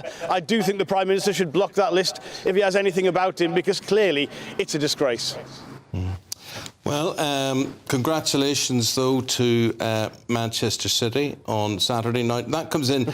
You're in that whole greater Manchester area, aren't you? I mean, I presume you're going to tell me you're a Stalybridge Celtic supporter, which you think is going to get you off. Are you, at heart, though, are you a red or a blue, or what would you like to say about the Blues' success? I thought you might try and catch me out on this. I mean, look, my constituency is Man United and Man City, roughly 50-50. I still support Sunderland because that's where I grew up, which is a nice, non-threatening, not particularly successful football team. I do support Stalybridge Celtic, but also Hyde United and Mosley FC, so there's plenty of fences to sit on. But look, I have a lot of friends who are big Man City supporters, and it really has meant a lot to them, and it's lovely to see them be able to enjoy that success. If you say so. Thank you very much indeed, Jonathan. Oh, incidentally, what did you go and see at the cinema? The Little Mermaid? We saw Spider-Man Into the Spider-Verse, which, one for the kids, but it's not too bad. Yeah, not too bad at all. Well done. You deserve a few hours out of it. Jonathan Reynolds, lovely talking to you again. Thank you very much indeed. Thank you. Just a final thought from you, Alex, as you're still in the studio with us. Thoughts on what he had to say there? I think that he must be a United fan. The way that he said, it was gritted teeth, wasn't it? He said, "I'm very happy for City fans to enjoy their success." I think there was a little flash of something. But in all seriousness, I mean, the Labour Party must. Why do you think that's not serious? That is extremely serious. Okay, fair enough. Yeah, it's another world to me. But I mean. Right. Sir Keir Starmer has had a good weekend. He's had a great weekend. This is what you want as an opposition leader, is you want your opponents divided. It distracts people from the problems, of course, within Labour.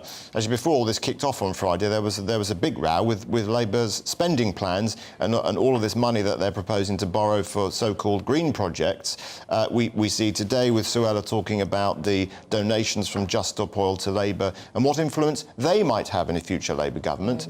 And so these problems, they are swept away for now for Labour, but they will come back. And these are questions that the electorate will ask of them as we get closer to an actual decision day. Well, thank you for answering the questions we put to you today. Always a pleasure to talk to you. Thank you. Thank you very much indeed.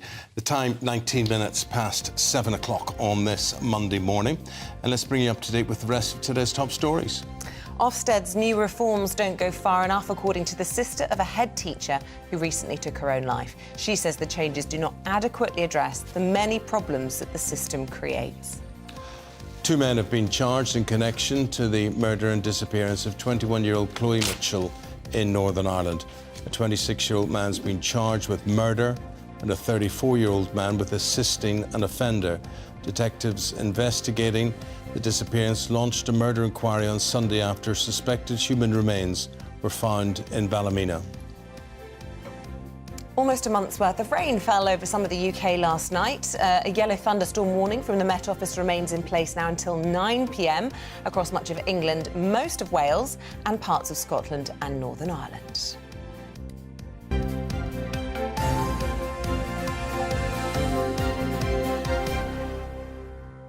the whole migrant situation. We're right across this morning, and 950, teetering on 1,000 migrants crossed the Channel over the weekend. People smugglers took advantage of the relatively good weather. And all this comes just days after the Prime Minister claimed that his small boats plan was beginning to work. Well, Home and Security Editor Mark White has this report for us from Dover. Well, it was exactly a week ago that the Prime Minister, Rishi Sunak, told us all that the plan to stop small boats coming across the English Channel was working. A week on, we thought we would test that premise, and in fact, just yesterday we had a record for the number crossing in a single day, more than 500. And today again, weather conditions are perfect for more of the same. We're joined by Nigel Farage, GBNews presenter, knows these waters incredibly well. We're expecting another bumper day, Nigel. We are. I mean, the sheer cynicism of Sunak last Monday, arriving here when the wind was still blowing. They must have seen the long-term forecast. We've had 3.5 weeks of constant northeasterly winds in the English Channel. Very unusual. I've never known it from May into June to have that kind of weather system. High summers now here. As you've said already, 500 yesterday. Goodness knows what today will bring. And there's no disincentive.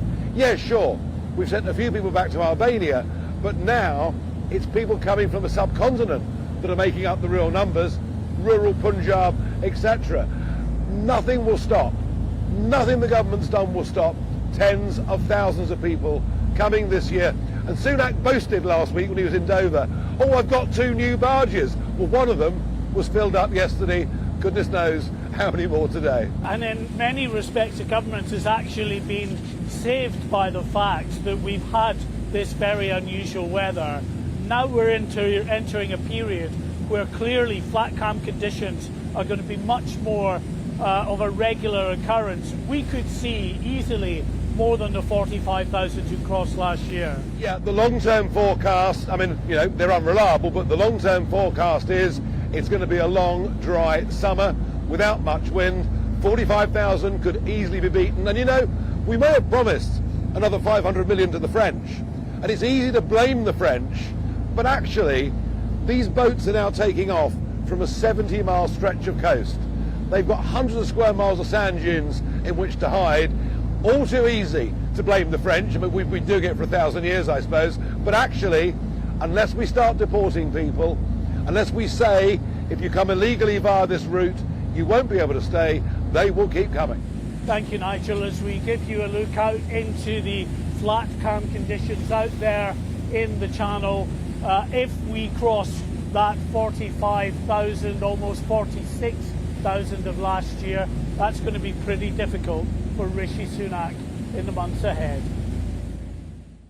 Very much indeed. If that affects the way you think, it affects what action you think should be taken. If it hardens you, softens you, let us know. GB News at wherever it is. GBViews at gbnews.com. Yeah. Looking around. No, normally there's a bit of paper yeah, stuck somewhere, and then there never is. So anyway, and let's get some reflection of what folk are having to say very, very shortly on this. It is important. So coming up, we are talking about the new fat jab that's being introduced, but we're asking controversially whether it's ever okay to tell your partner if they've gained a few pounds. That's next.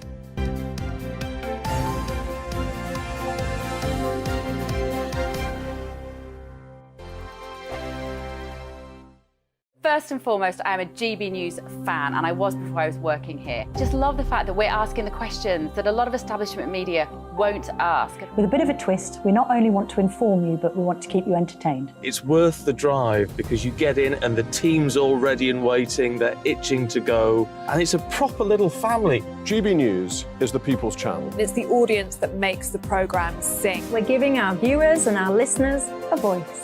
I see the thousands of your letters, tweets, emails, you name it, coming in. Britain is broken. How on earth did we get into this mess? But more importantly, how do we get out of it? The establishment had their chance. Now we're here to represent you. It's time for something different. It's time for GB News. I'm very patriotic. I believe in Britain. Our best days lie ahead. Britain's watching. Britain's watching. Join us here on GB News. The People's Channel. Britain's news channel. Join me, Patrick Christie's Monday to Friday, 3 till 6. We tackle the day's news agenda like you've never seen before. It's high tempo, high octane, the most controversial topics, and the best guests. You will not be able to take your eyes and ears off it. I'm not afraid to ask the questions that you really want answered. 3 till 6 p.m, Monday to Friday on GB News, the People's Channel, Britain's news channel. I'm Andrew Doyle. Join me at 7 o'clock every Sunday night for Free Speech Nation, the show where I tackle the week's biggest stories in politics and current affairs with the help of my 2 comedian panellists and a variety of special guests. Free Speech Nation, Sunday nights from 7 on GB News, the People's Channel, Britain's news channel. Every Sunday from 11. Join Michael Portillo. There will be topical discussion, looking at the week before and the week to come. So kick back and relax at 11 a.m. on Sundays on GB News with me, Michael Portillo. GB News, the People's Channel, Britain's news channel. GB News has its own late-night paper preview show, Headliners, where comedians take you through the next day's top news stories. You don't have to bother reading the newspaper, we've got it covered for you. Headliners, every night at 11 p.m, and repeated every morning at 5 a.m. We won't send you to sleep like some of the other paper review shows out there. GB News, the People's Channel, Britain's news channel. Join me, Camilla Tominey, on Sunday mornings from 9:30, taking the politicians to task and breaking out of SW1 to see how their decisions are affecting you across the UK. Bursting the Westminster bubble every Sunday morning, only on GB News, the People's Channel. Britain's watching. Monday to Thursday nights on GB News. At 6, it's Dubes & Co. 7 o'clock, Farage. At 8, join Jacob Rees-Mogg. And at 9, Dan Wootton Tonight, followed by Headliners. On TV, radio and online. This is GB News. Westminster is going around in ever-decreasing circles, followed by the media. Britain is broken. How on earth did we get into this mess? But more importantly, how do we get out of it? Join me at 7 p.m, Mondays to Thursdays on Farage. Here on GB News, we will have open, rational debate. We've got to work out how Britain moves forward from this. Join us here on GB News, the People's Channel. Britain is watching.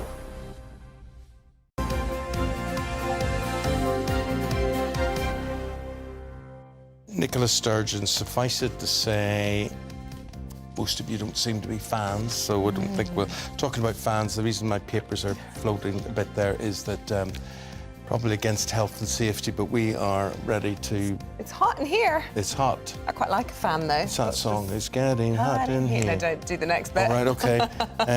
Here's one on heat waves. There's a song on heat waves. We're having a heat wave, a tropical heat wave. We're on 4 songs. The temperature's rising. It isn't surprising. We're having a heat wave. Couldn't tell you who sang it, but anyway.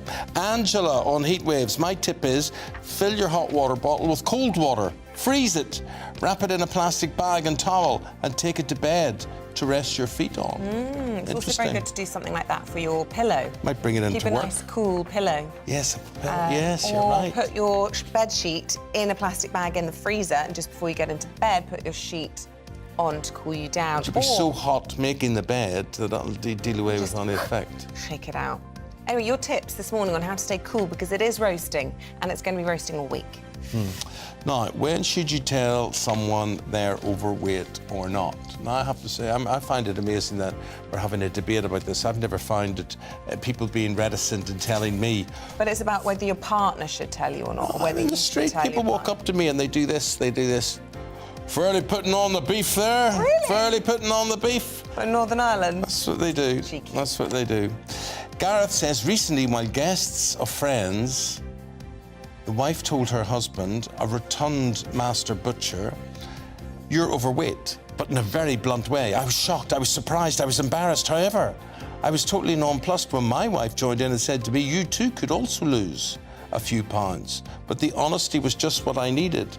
I'm now 6 weeks into a regime of diet and Pilates, and 1 stone lighter and feel a lot better. Well done, Gareth. Honesty is the best motivator for losing weight and the best way of helping your loved ones live longer. That's interesting to say. That is interesting. Well, we'll be talking about that debate in just a moment, when or if you should ever tell your partner they're overweight. But with the time at 7:20, a little reminder of what else we've got in store for you this morning. At 7:45, Wimbledon, 3 weeks away. We're going to go to a tennis club in Solihull that's attempting to make the sport more accessible by opening up tennis to wheelchair users. I just think absolutely amazing how they can move around, how they have that agility, how they have that speed, how they even do simple things like bend down and pick up the balls and all that sort of thing.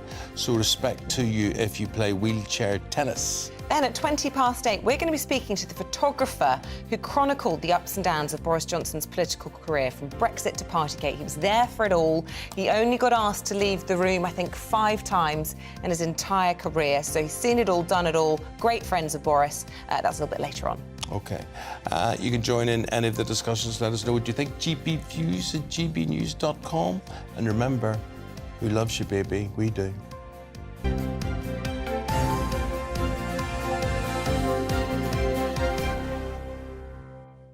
So we're asking this morning, would you ever tell your other half they've gained a little weight? GPs in England will soon be able to prescribe a weight loss drug to patients with obesity. But we're asking, is telling your partner that they've piled on the pounds a great big fat no-no? Or is it from a place of love? Yes, it probably is from a place of love, but whether people want to hear these things or not is another thing. I would say the no-nos should be said to the food industry and what they put into processed food, what they're allowed to do, the power of the food lobbies, what we're fed, told is healthy, and it's not. And we all know we're talking about low fat, high sugar, what else? Things that aren't what they seem. Full of saccharin and all sorts of things. Just absolutely awful. So we need to eat more real food, not processed food. Easier said than done. Yes, well, let's speak now to the author, Nikki Hodgson. She says you should never tell your partner they've gained weight. You could actually be projecting your own issues onto them. What do you mean by that? Your own issues onto them, Nikki? What I mean by that, Eamonn, is that actually often when somebody tells another person they put on weight, they themselves may have to take a look at themselves. You know, if you ever tell somebody else they put weight on, are you really in the best shape you could be? You should always consider that first, because you might get something back that you're not expecting. And also, are you telling them for the right reasons? Is it for genuine concern about their health? Or is it because actually you just fancy them a bit more with less weight on?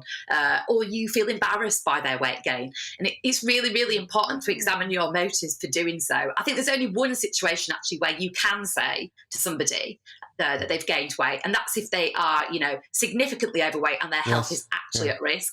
That situation, then that is a loving thing to do. But also you've got to be really sensitive about when you do it. Never do it in front of other people. Don't do it in front of friends and family. That could be very embarrassing. Yeah. Don't do it in front of children, because children pick up on some, very odd messages around weight, and they could get the wrong end of the stick too. So you've got to just emphasise that you care about their health, not the fact that they're heavier. That's got to be the... And I do have to say, I agree with everything that you've said there, Nikki, but I do have to say, genuinely, if I like someone or love someone, it is because of the person they are. And genuinely, to me, it doesn't matter unless it breaches the areas you talk about, which is health, or that person could be doing better than they are doing. They have it in them. There's Julie Cook as well. Julie, what do you believe? Morning. Well, I agree, that you should do it in a polite and kind way, of course, and don't do it in front of people. That goes without saying. But I think one of the reasons diets fail, apart from the fact that diets don't really work, but one of the reasons is because partners often say, oh, but I love you as you are, you're fine as you are, you're cuddly, I like you with a bit of weight on and things like that. And that is often completely counterproductive to that person who wants to lose weight, because they then feel, oh, well, I'm okay as I am, I'm going to keep going the way I'm going. And the other thing I think is, we in the NHS, we have warnings, don't we? We have, oh, if you had a cough for 3 weeks, go and see the doctor. If you notice your partner had been coughing for 3 weeks, you'd say, go and see the doctor. I think equally, because obesity is a ticking time bomb and it is a major cause of heart disease, even cancer, I think it's your duty as a loving partner to say, look, you're putting weight on. Maybe we should do something about this from a health perspective. I never thought of it like that. There are people I would say to you, look gorgeous, there's nothing wrong with your bottom or anything else. But when you think you're doing the right thing, and you mightn't be. You're enabling bad health. But my question, I suppose, Julie, to you would be, you know, if you are basically addressing this issue and saying to somebody, I think you need to lose a bit of weight from a loving place, you're assuming they don't know that already. Chances are they already know they're carrying a bit of extra weight, and what you've actually done is taken away the one person that they could feel comfort from when they're feeling rubbish about themselves, and then suddenly they feel really alienated and alone. I mean, that must be a risk. Yes, but I agree. In that sense, that's where you have to look at how you say it. So you don't say, oh, my God, you look disgusting. I can't look at you anymore. You say, oh, why don't we go for a walk twice a day together? Why don't we go start swimming? Why don't we join a gym together? You know, why don't we have salads twice a week instead of meat? You know, that kind of thing. So I'm not saying do it in a horrible, nasty way. Of course not. Or to, as you say, alienate them from the safe place you are. I'm saying because you're that safe place, it's kind of your duty to say, look, I don't want you to have a heart attack in 10 years. I don't want to lose you 20 years too early. And to do it from a place of love. Yes. I always say, Nikki, when people do, as they frequently do, to me about weight, I'm relatively comfortable with my weight. It's not an issue to me, the fact that I seem to be the fattest TV presenter on television. But I would say, but no, but you seem to be. I mean, they seem to be. People find it okay to talk about my weight, but they wouldn't talk about other people's. They would less likely to talk about your weight, you know, in print and whatever. But my point is, Nikki, I would say, do you not think I have any mirrors in my house? Just as Julie was saying, you can see these things for yourself. You don't need it to be pointed out. Well, yes, and I'm so with you on this, Eamonn, because I'm currently the heaviest I've ever been because I've just had a baby and I work in telly and it's not very comfortable at the minute being, you know, I put 20 kilograms on when I was pregnant, which is a huge amount of weight, and I've lost more than half of it, but it's just not that easy. So I'm getting all the online vitriol at the moment, putting weight on. In fact, I've got to be honest, a rather cheeky Stephen Dixon, also a GB News presenter, said he was relieved he found out I was pregnant because he thought I'd just been eating all the pies. So we did have we had a rather funny moment on TV a few months ago about that. But I mean, I think, you know, people, you never know how sensitive somebody is about their weight. You know, as a teenager, I was anorexic very, very poorly for a number of years, and thankfully I'm now fully recovered. But pregnancy was really challenging for me because I know I was going to have to go physically to a place that was very uncomfortable for me. So I just think also, you know, weight is very gendered.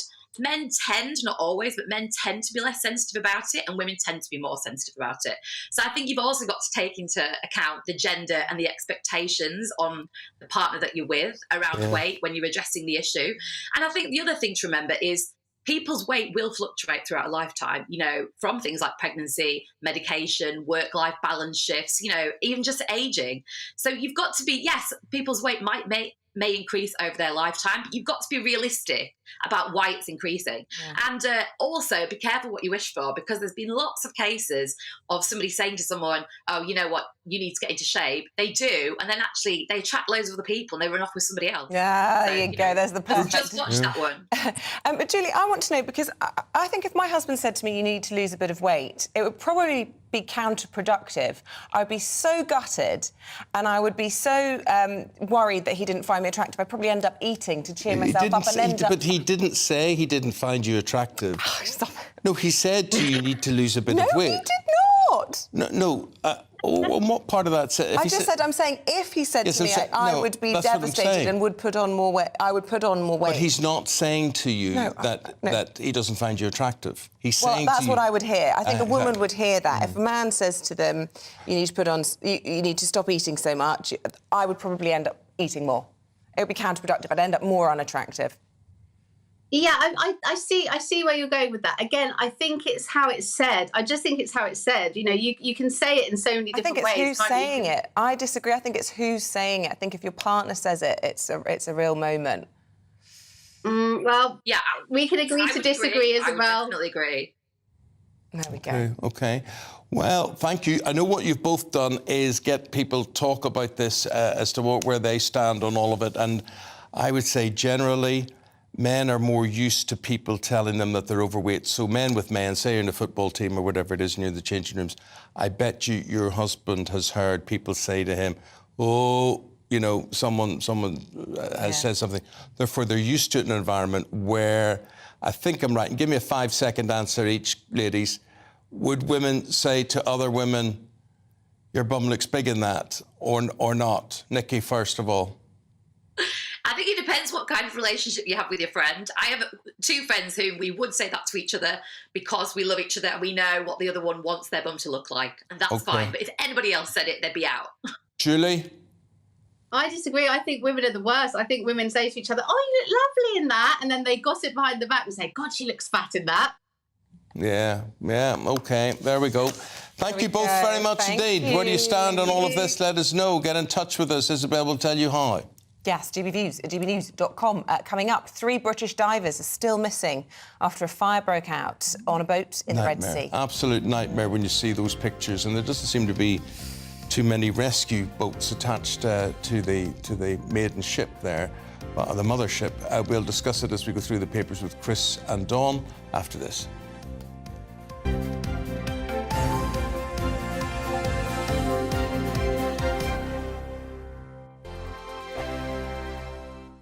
It's all about family, being in people's living rooms, all the interaction and getting to know who our viewers and listeners are. When I was young, my dad used to say, no, stop arguing. I wanted an outlet that would enable me to give my opinion.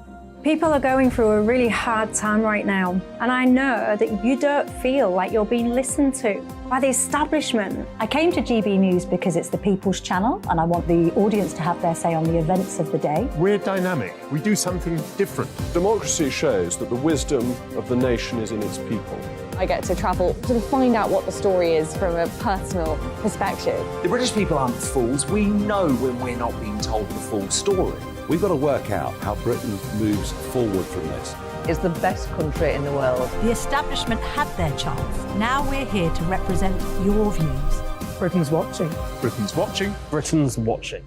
We're proud to be GB News, The People's Channel. Britain's news channel.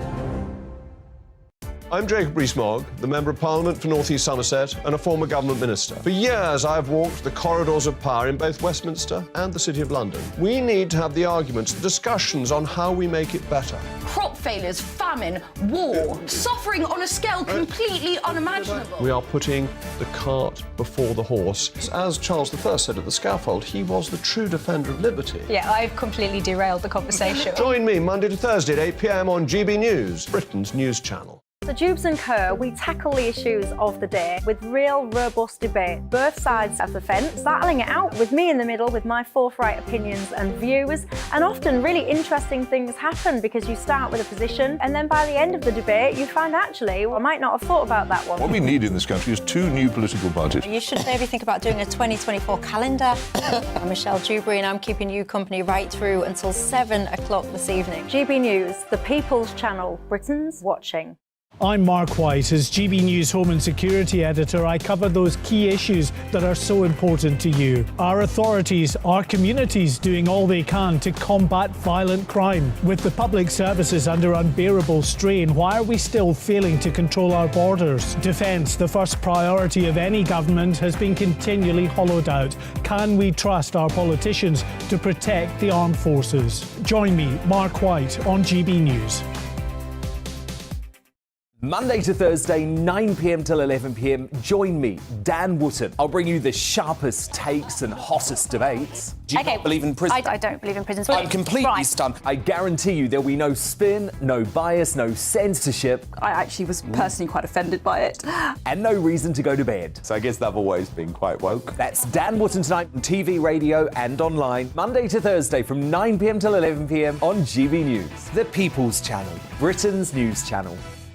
You've probably seen politicians interviewed 1,000 times, but we do it differently. We find out who they really are, we don't shout, we chat, and hopefully we bring a bit of light, not just heat. Did you know Kate Moss? Apparently.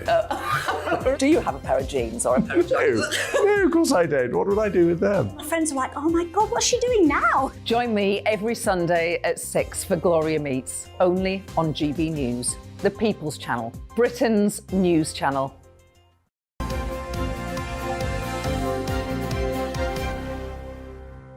Welcome back. 7:44 is the time. We're going inside the papers with Chris Akabusi and Dawn Neeson.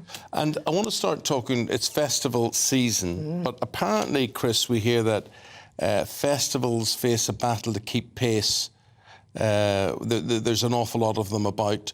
I've never been to one, nor do I ever want to go to one. Dawn, have you been to one? No, I haven't. I think when I was younger, it was a class thing, and working class kids tended not to go to places like Glastonbury because, A, it was expensive even then, and we just were going to football instead, wasn't No, we? exactly right. Yeah, we was hanging around the East End, going to football, watching the Hammers, which, as we already know... Obviously not together. We have done our tribute to the Hammers. Yeah, but not this segment. Yeah, that's all that. But, what they're saying is that the people who've been going to Glastonbury for the last 20 years or whatever now aren't interested in the drugs and the drinking. They want wellness and goat yoga or whatever it is. Precisely that. The demographic has changed. So my daughters, they went to a lovely school in Hampshire, and they all went down there, and the geezer bird was in, trying to be like a bloke, down the pints, and frothing in the corner, being sick or comatose. That was in, I can drink the boys under the table sort of thing. Whereas the younger people now, Generation Z and stuff, they are much more interested in what clothes they're wearing and how they're presenting themselves. How am I looking? Because it's Instagram time. I might be showing my age, I don't know if it's Instagram, but what the young people, wherever they post their social media, look at me, I'm having a good time. And so, the chap who runs Park Life, he was saying when he started, people lager, etc. Now they've got 3 types of 0% beer. And 1/3 of the people going were saying they don't want to drink any alcohol whatsoever. So, drugs and drink and rock and roll. Let's leave it. Drugs and rock and roll. Let's leave it there, yeah? That's not the aim of the game anymore when you go to these events. Well, that sounds boring. My son goes to a lot of DJ-led events, which simply go like this. You stand there in a big shed somewhere, and a lot of lights flash, and the DJ puts on music which goes like this. Yeah, I would suggest there's not a lot of wellness concern going on in there. No. There'll be lots of hedonism. And that's changed. That's the tune. Yeah. And how do you dance to that? So when I was a kid, they used to have like a blues, right? And then you'd have these 2 big sound systems, and you have a whole group of guys going with one sound system or another, and they blast out this heavy vibe, big bass, and do their reggae tunes, and it's toasting and boasting. So people like rapping, all that sort of stuff. Yeah. But before they were toasting and boasting and talking about stuff and really just denigrating you, and that used to be great. I thought you were going to fall off. He did that so well. I mean, God. I think we should go to a festival. That would be good fun. I want to talk now, Dawn, about something, people on holiday, hopefully going to have a great time, and this terrible footage that we've seen about this boat, which has caught fire off the coast of Egypt. This is in the Red Sea. Yeah, this is the front page of the Mirror, and 3 Brits are still missing in this boat blaze, and it was, as you say, in the Red Sea, and 3 missing passengers been unaccounted for 12. It was a dive boat, but the 3 that are missing weren't actually taking part in the diving. 29 passengers and crew. Thankfully, most of them are safe and sound. But there are 3 still missing, and this after 12 hours. So, hopes are fading. Obviously, search parties are out. But many people on the boat were British, out there for a holiday. The boat just caught fire, engine failure, 6 miles away from the beach. As I said, thankfully, a rescue boat managed to get most of them off, but there are still 3 missing. As you say, Eamonn, you go on holiday and you don't expect things like this to happen. I mean, those families getting on that boat would not have... Of course not. ...thought in a million years. See, but I'm looking at that and I'm thinking, I don't know how many people it held, but we know there's at least 30 on board there. And there's not a sign of lifeboats or whatever. No, and this is, a lot of people are saying it's not good. We don't know. I mean, there is an investigation going on now by Egypt's Public Prosecution Office, but the Egyptian holiday industry is not having a good time. There was a yacht capsized carrying our passengers in April. That was 29 Brits again. And on Saturday, a Russian, Vladimir Popov, 23, was eaten by a tiger shark in the same area. So it's not good news for the Egyptian holidays. There is an investigation going on as to what happened, but it doesn't... I mean, the boat looks in good seaworthy condition, but there's not a lot of lifeboats that you can actually see. There's political headlines all over the papers today. It's either Nicola Sturgeon or Boris Johnson.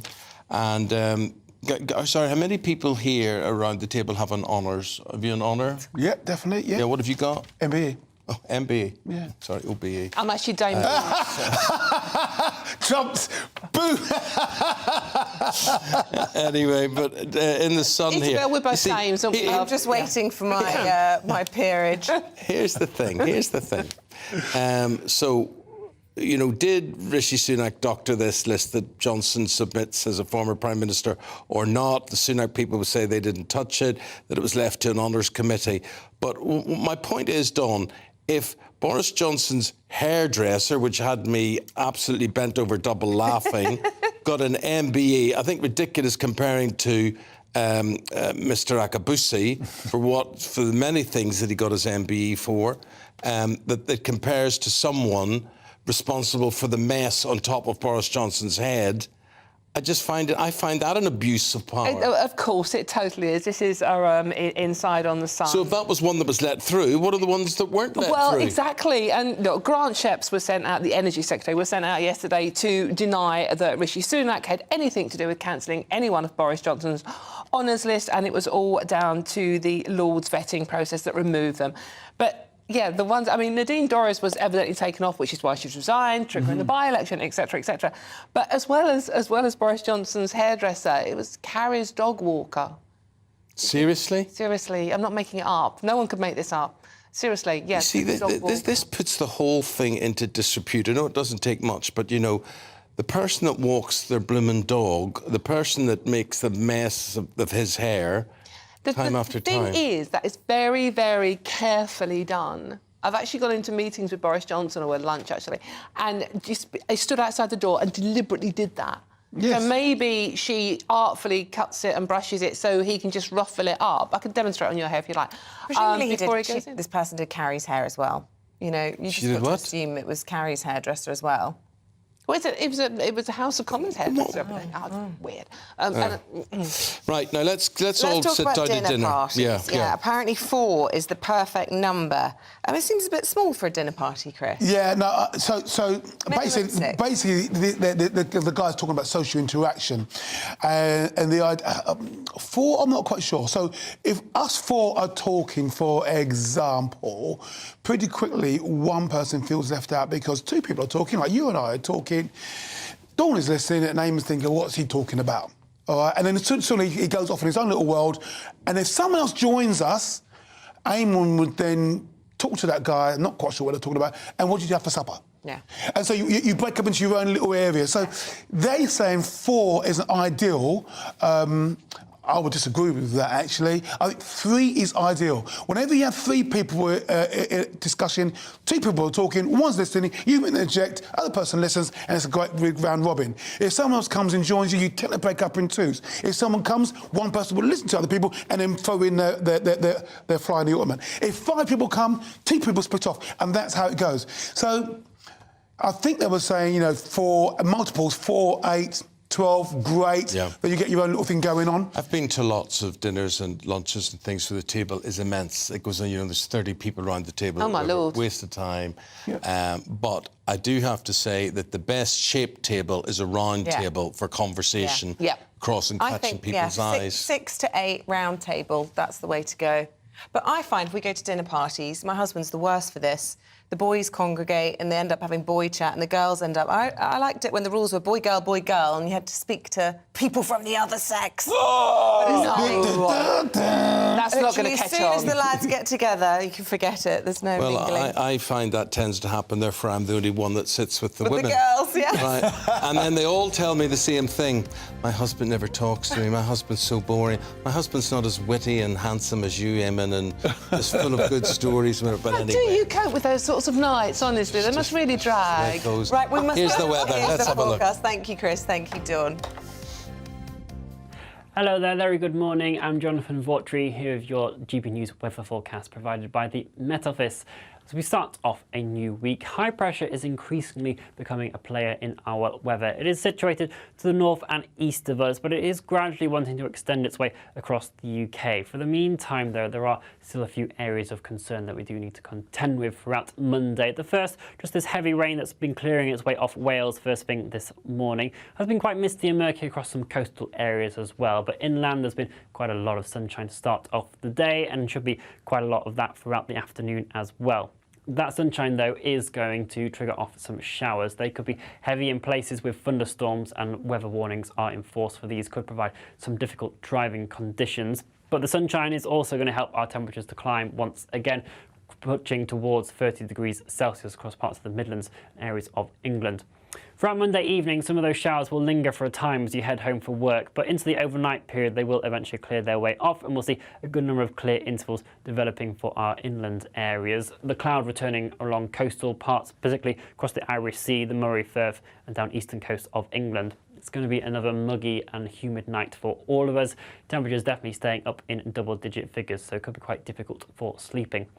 Tuesday, not looking too bad overall. There will be a good amount of sunshine to start off the day. Again, coastal areas will have to deal with the cloud first thing, gradually burning back throughout the day. Could still linger across some areas though. Just an isolated shower throughout the afternoon. Most of us should stay dry, and again, temperatures responding and climbing towards those high 20s of Celsius for the vast majority, and definitely feeling very warm. Temperatures slightly taking a bit of a tumble as we feed in an easterly breeze throughout the middle part of the week, and so slightly cooler but still very warm, mid to high 20s. Enjoy the rest of your day. Bye-bye. First and foremost, I am a GB News fan, and I was before I was working here. Just love the fact that we're asking the questions that a lot of establishment media won't ask. With a bit of a twist, we not only want to inform you, but we want to keep you entertained. It's worth the drive because you get in and the team's all ready and waiting, they're itching to go, and it's a proper little family. GB News is the People's Channel. It's the audience that makes the programme sing. We're giving our viewers and our listeners a voice. I see the thousands of your letters, tweets, emails, you name it, coming in. Britain is broken. How on earth did we get into this mess? But more importantly, how do we get out of it? The establishment had their chance. Now we're here to represent you. It's time for something different. It's time for GB News. I'm very patriotic. I believe in Britain. Our best days lie ahead. Britain's watching. Britain's watching. Join us here on GB News. The People's Channel. Britain's news channel. Join me, Patrick Christie's, Monday to Friday, 3 till 6. We tackle the day's news agenda like you've never seen before. It's high tempo, high octane, the most controversial topics, and the best guests. You will not be able to take your eyes and ears off it. I'm not afraid to ask the questions that you really want answered. 3 till 6 p.m, Monday to Friday on GB News, the People's Channel, Britain's news channel. I'm Andrew Doyle. Join me at 7 o'clock every Sunday night for Free Speech Nation, the show where I tackle the week's biggest stories in politics and current affairs with the help of my 2 comedian panellists and a variety of special guests. Free Speech Nation, Sunday nights from 7 on GB News, the People's Channel, Britain's news channel. Every Sunday from 11. Join Michael Portillo. There'll be topical discussion, looking at the week before and the week to come. So kick back and relax at 11 a.m. on Sundays on GB News with me, Michael Portillo. GB News, the People's Channel, Britain's news channel. GB News has its own late-night paper preview show, Headliners, where comedians take you through the next day's top news stories. You don't have to bother reading the newspaper, we've got it covered for you. Headliners, every night at 11 p.m. and repeated every morning at 5 a.m. We won't send you to sleep like some of the other paper review shows out there. GB News, the People's Channel, Britain's news channel. Join me, Camilla Tominey, on Sunday mornings from 9:30, taking the politicians to task and breaking out of SW1 to see how their decisions are affecting you across the UK. Bursting the Westminster bubble every Sunday morning, only on GB News, the People's Channel. Britain's watching. Monday to Thursday nights on GB News. At 6, it's Dubes & Co. 7 o'clock, Farage. At 8, join Jacob Rees-Mogg. And at 9, Dan Wootton Tonight, followed by Headliners. On TV, radio and online. This is GB News. Westminster is going around in ever-decreasing circles, followed by the media. Britain is broken. How on earth did we get into this mess? But more importantly, how do we get out of it? Join me at 7 p.m, Mondays to Thursdays on Farage, here on GB News. We will have open, rational debate. We've got to work out how Britain moves forward from this. Join us here on GB News, the People's Channel. Britain is watching.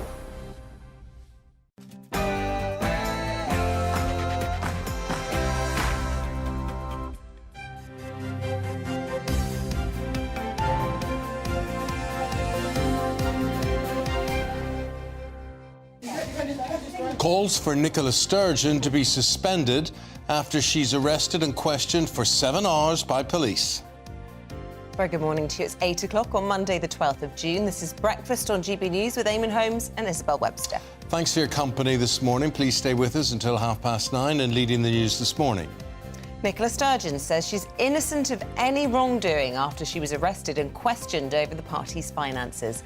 The Scottish First Minister, Humza Yousaf, is now facing more pressure to suspend his predecessor.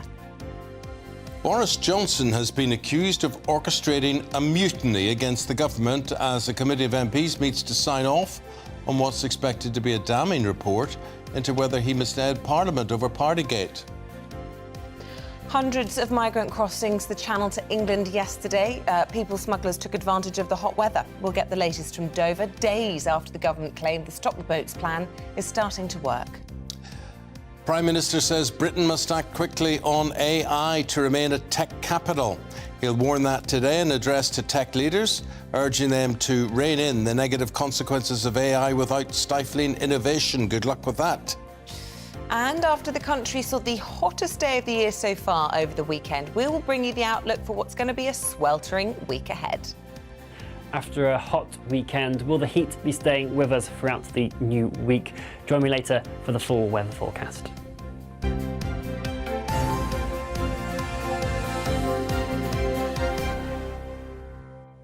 The weather will feature later as one of the big stories that we're talking about, as will the parade in Manchester for the victorious new winners of the Champions League trophy. Manchester City go on their parade. But first, our top story this morning. The Scottish First Minister, Humza Yousaf, is facing pressure to suspend Nicola Sturgeon after she was arrested and questioned by police for 7 hours yesterday in relation to the SNP's finances. Now, she was later released, no charges, claiming she was innocent of all wrongdoing and calling yesterday's events deeply distressing. The arrest is part of Operation Branch Form, launched by Police Scotland to investigate the use of £600,000 in donations to the SNP that were earmarked specifically for a second referendum. Well, for more on this, let's go to our political reporter, Catherine Forster, who is outside Holyrood this morning. Where do you begin with this one, Catherine? We're interested to hear. Where do you begin? Both north and south of the border, former leaders are causing their successors massive problems, aren't they? On Friday, after Boris Johnson spectacularly resigned as an MP, Humza Yousaf, the First Minister, championed by Nicola Sturgeon, was saying that Westminster is consumed by this third-rate political soap opera. Now, obviously, Boris Johnson resigning was a very big deal indeed, but that perhaps pales beside Nicola Sturgeon, former, giant of Scottish politics for so long, being arrested by police, being questioned for 7 hours as part of this 2-year police investigation over a missing £600,000 in donations. So Humza Yousaf now coming under a lot of pressure to suspend her. Now, of course, he was elected as the continuity candidate at the time, being her chosen one, so to speak, was seen as a good thing. It doesn't look that way now. But pressure, not just from people like the Scottish Conservatives, as you would expect, but from people like Angus MacNeil, one of the SNP's longest serving MPs pointing out that Nicola Sturgeon has suspended people very quickly for much, much less than this. And of course, although it is very shocking to see a former First Minister arrested by police, this is not the first time that this has happened. In fact, she's the second consecutive First Minister to be arrested, because Alex Salmond, her predecessor, was in fact charged with multiple counts of sexual assault. He was ultimately cleared and acquitted of all of those. But really quite extraordinary events here. And obviously massively damaging for the SNP and massively damaging as well, you would think, for the move for Scottish independence. Catherine, appreciate that analysis. Thank you very much indeed. Catherine Forster reporting there from Holyrood. Darren McCaffrey, our political editor, in the studio with us now. Darren, north and south of the border, my goodness me, leaders in the dock, more or less, figuratively, if not literally. Yeah, indeed, and this is the extraordinary thing in the sense that they're dominating the news agenda, but they're no longer in power, but they still got massive followings, were massively popular in their respective camps. Of course, we're talking about Nicola Sturgeon and Boris Johnson, who's on many of the front pages again today. I think the Nicola Sturgeon thing, and maybe in the long run, is going to be more important in the sense that that might well thread into the Scottish independence question and, the SNP support, which has been pretty high for the last decade or so. In terms of Boris Johnson, we saw him essentially effectively resign as an MP over the weekend. We think officially that's going to happen today. We still need to see the details, actually, of the parliamentary report into effectively Partygate and whether he lied or not, though it looks like it is going to be pretty damning.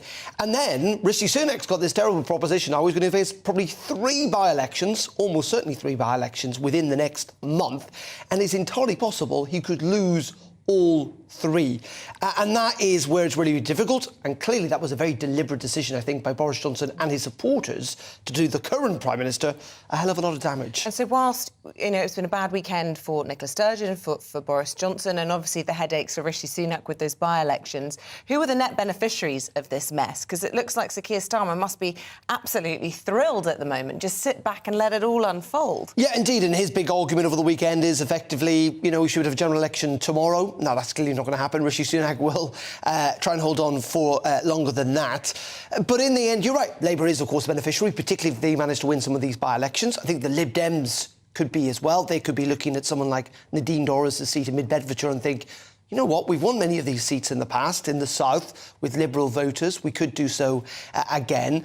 But this is, this is Rishi Sunak's term of office, again being massively overshadowed by his predecessor, Boris Johnson. It's happened time and time again. It's happening right now. He's making a big speech today in London about AI and trying to make Britain the hub of artificial intelligence and its regulation. And yet here we are, here is everyone else yet again, still talking about Boris Johnson. Darren, heavyweights, people like Lord Heseltine, Dominic Grieve, people who are outspoken critics of Boris Johnson have come out and said he should be blocked from ever being allowed to rejoin the party. Jacob Rees-Mogg has come out and said it will be a bloodbath, effectively, if that happens. What does the party do? Because is he a problem, or is he bigger than the party? Asset? Yeah, bigger than the party, because disunity certainly isn't an election winner. No, but the thing is, he's still popular with a certain section of the population. Now, there are a lot of people who dislike him, and vehemently. There are a lot of people who still support him.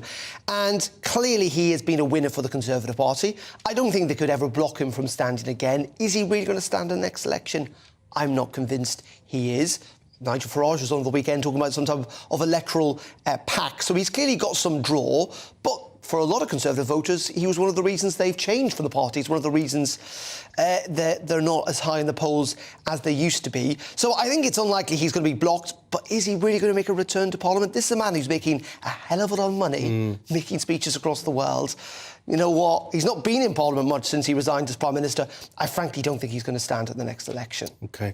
Darren, we're about to talk about the migrant situation and the government claiming, we're getting a handle on this, but nearly 1,000 crossed over the weekend, 1,000 migrants.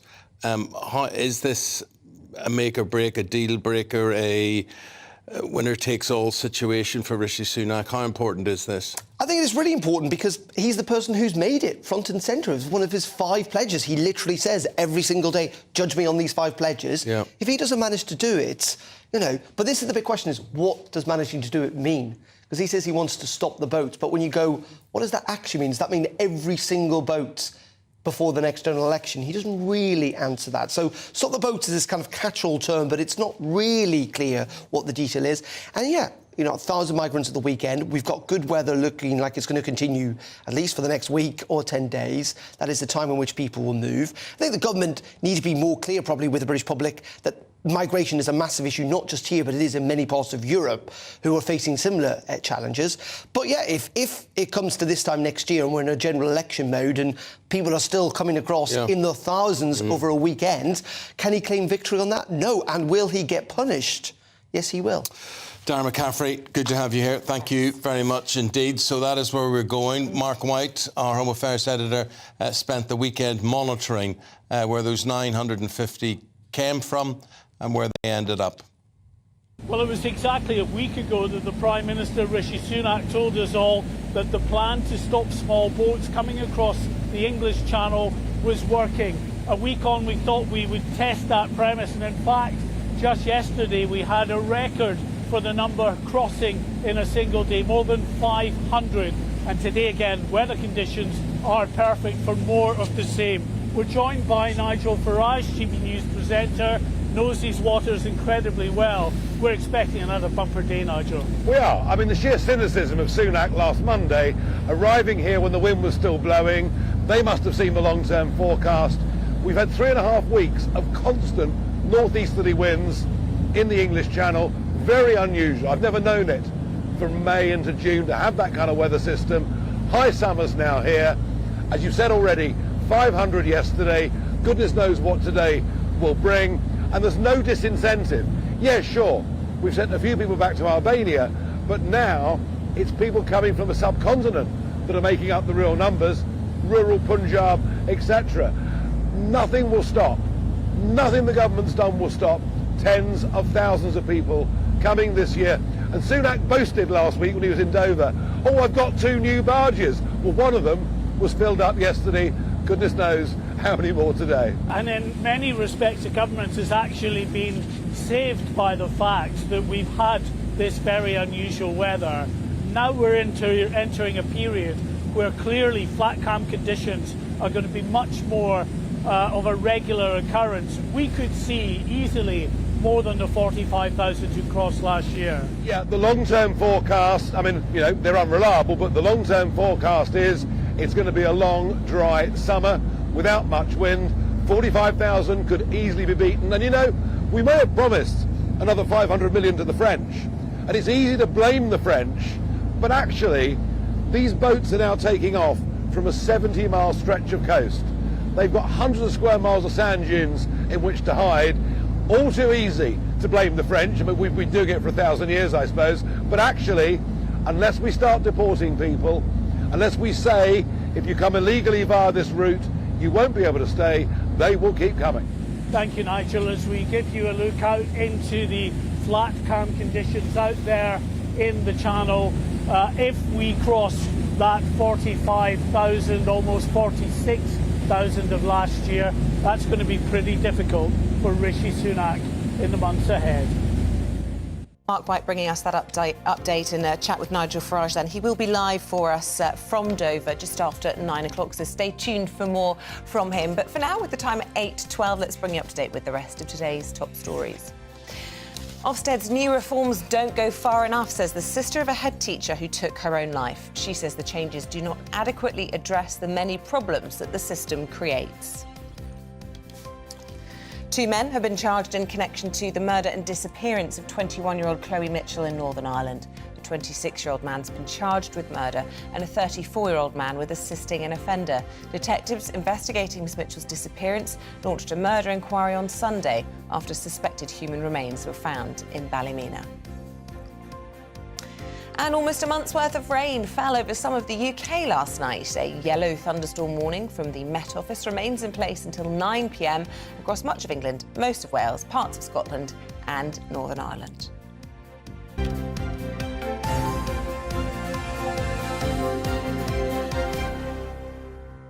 So later today, the Prime Minister will pitch the UK as both the intellectual and the geographical home of artificial intelligence regulation at a big conference later today. Yes, and in that speech to open London Tech Week, Mr Sunak will urge industry leaders to rein in the negative consequences of AI without stifling innovation. Well, how do we do that? Joining us this morning, an AI ethicist at Cambridge University, Dr Henry Shelvin.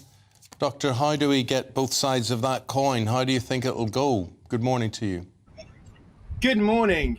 Yeah, well, so Rishi Sunak is positioning the UK as a global leader in this issue, but it's going to be difficult to simultaneously be attractive to investment and also try and build the kind of public trust that the government has made it clear that it is one of its priorities. Innovation and trust don't have to be at odds with each other, but of course this is a new technology and a lot of people are concerned. Innovation and trust and also profit don't always go side by side. Businesses aren't famously particularly good when it comes to regulating themselves when there's an opportunity to make money. So is this asking for something that's unlikely to be, brought in, just saving himself the hassle of doing the regulation himself? Well, I think we do have some successful histories of regulation through industry regulators, groups like Ofcom, but also some famous missteps. A lot of people will remember things like the exam fiasco with Ofqual, with the A-levels during COVID. So industry regulation through regulatory bodies in the UK has got a mixed history. But I think it's reasonable to think that's a solid model to work with. But right now, there is no dedicated AI regulator. And I think a lot of AI ethicists like myself think this is such a special technology, we need a new regulator with experts who know all about the technology specifics and all the crazy stuff that's coming around the corner. Ethicist, just explain to us, Doctor, what exactly that is, what you are most concerned about, how in practice you could apply the way you think.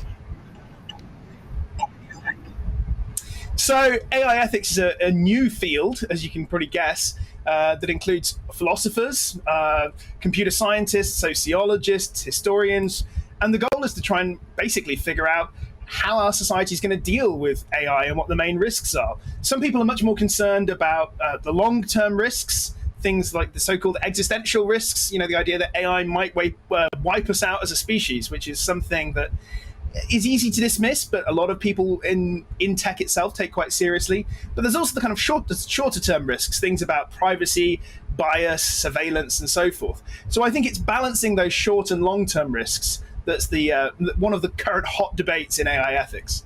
And it's interesting, the people you mentioned that are involved in sort of AI ethics, but you didn't mention the Church. But the Church of England featured on the front of the Times this morning, and they're saying that artificial intelligence should be imbued with human emotions such as empathy and compassion. Is that even possible? Wow, that's a very controversial topic again. So there are some who, I'd include myself in this camp, who think that, in some ways we are basically computers. So if we can do it, there's no reason you couldn't build an AI to do it, that you could give an AI consciousness, emotions, and so forth. But I think it's clear we're quite a long way from that stage still. Although a long way in AI ethics right now may only mean, 5 or 10 years. But no one has figured out how to build an AI with emotions just yet. Doctor, every time I turn on the telly to watch a film, a streaming film, or, you look at what's coming out in the cinema, it's always about AI gone wrong. And I have to say, Isabel and I come in here and we sit and talk, and we're a bit worried. We're a bit worried for the future, for our children's future, whatever, on this.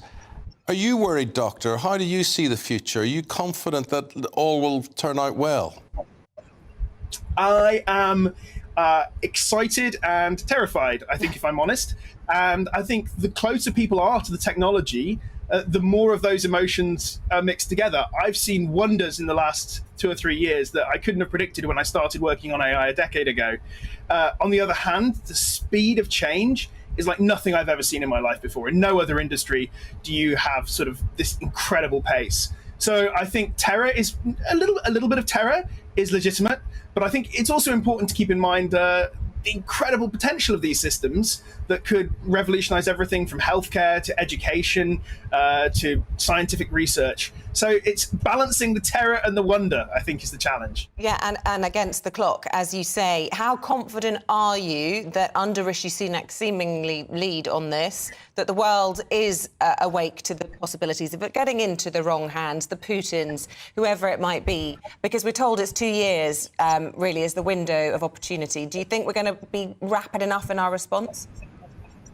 Well, I've been really pleasantly surprised at how quickly AI ethics has gone from being a fairly marginal topic of conversation to something that is on everyone's lips. And even the kind of the risks that people previously dismissed as more sci-fi, the idea that, AI could one day kill us all, those risks that were easy to dismiss a couple of years ago are back on the agenda. I don't think they should be the only thing on the agenda, but I do think they're worth taking seriously. So in general, I've been really pleasantly surprised by the last 3 months. And I think it's been it's been helpful in that regard that so many of the top AI developers, people like Geoffrey Hinton, who recently resigned from Google, that these people are coming forward saying, look, we need urgent regulation now. And I am also pleasantly surprised by Rishi Sunak's moves in this regard.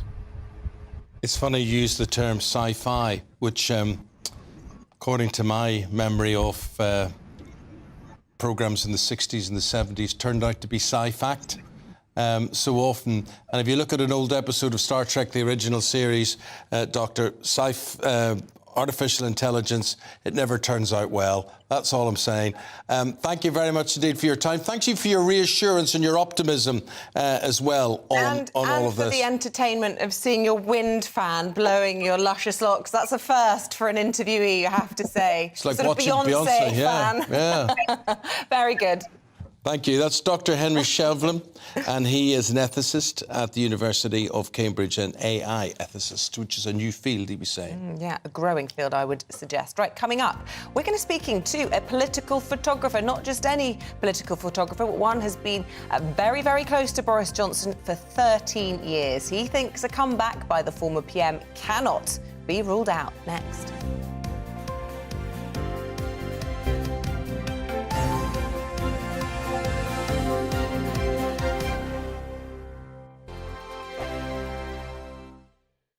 It's all about family, being in people's living rooms, all the interaction and getting to know who our viewers and listeners are. When I was young, my dad used to say, "Nana, stop arguing." I wanted an outlet that would enable me to give my opinion.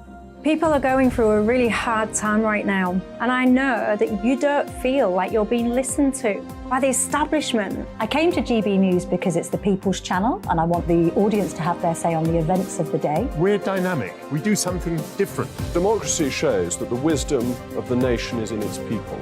I get to travel to find out what the story is from a personal perspective. The British people aren't fools. We know when we're not being told the full story. We've got to work out how Britain moves forward from this. It's the best country in the world. The establishment had their chance. Now we're here to represent your views. Britain's watching. Britain's watching. Britain's watching. We're proud to be GB News. The People's Channel. Britain's news channel. I'm Jacob Rees-Mogg, the Member of Parliament for North East Somerset and a former government minister. For years, I've walked the corridors of power in both Westminster and the City of London. We need to have the arguments, the discussions on how we make it better. Crop failures, famine, war, suffering on a scale completely unimaginable. We are putting the cart before the horse. As Charles I said at the scaffold, he was the true defender of liberty. Yeah, I've completely derailed the conversation. Join me Monday to Thursday at 8 p.m. on GB News, Britain's news channel. So Jubes & Co, we tackle the issues of the day with real, robust debate, both sides of the fence, battling it out with me in the middle with my forthright opinions and views. And often really interesting things happen because you start with a position and then by the end of the debate you find actually, well, I might not have thought about that one. What we need in this country is 2 new political parties. You should maybe think about doing a 2024 calendar. I'm Michelle Dewberry and I'm keeping you company right through until 7 o'clock this evening. GB News, the People's Channel, Britain's watching. I'm Mark White. As GB News Home and Security Editor, I cover those key issues that are so important to you. Our authorities, our communities doing all they can to combat violent crime. With the public services under unbearable strain, why are we still failing to control our borders? Defence, the first priority of any government, has been continually hollowed out. Can we trust our politicians to protect the armed forces? Join me, Mark White, on GB News. Monday to Thursday, 9 p.m. till 11 p.m. Join me, Dan Wootton. I'll bring you the sharpest takes and hottest debates. Do you not believe in prison? I don't believe in prisons. I'm completely stunned. I guarantee you there'll be no spin, no bias, no censorship. I actually was personally quite offended by it. And no reason to go to bed. So I guess they've always been quite woke. That's Dan Wootton tonight on TV, radio and online. Monday to Thursday from 9 p.m. till 11 p.m. on GB News. The People's Channel, Britain's news channel. You've probably seen politicians interviewed 1,000 times, but we do it differently. We find out who they really are, we don't shout, we chat, and hopefully we bring a bit of light, not just heat. Did you know Kate Moss? Apparently. Do you have a pair of jeans or a pair of jeans? No, of course I don't. What would I do with them? My friends are like, oh my God, what's she doing now? Join me every Sunday at 6 for Gloria Meets, only on GB News, the People's Channel, Britain's news channel.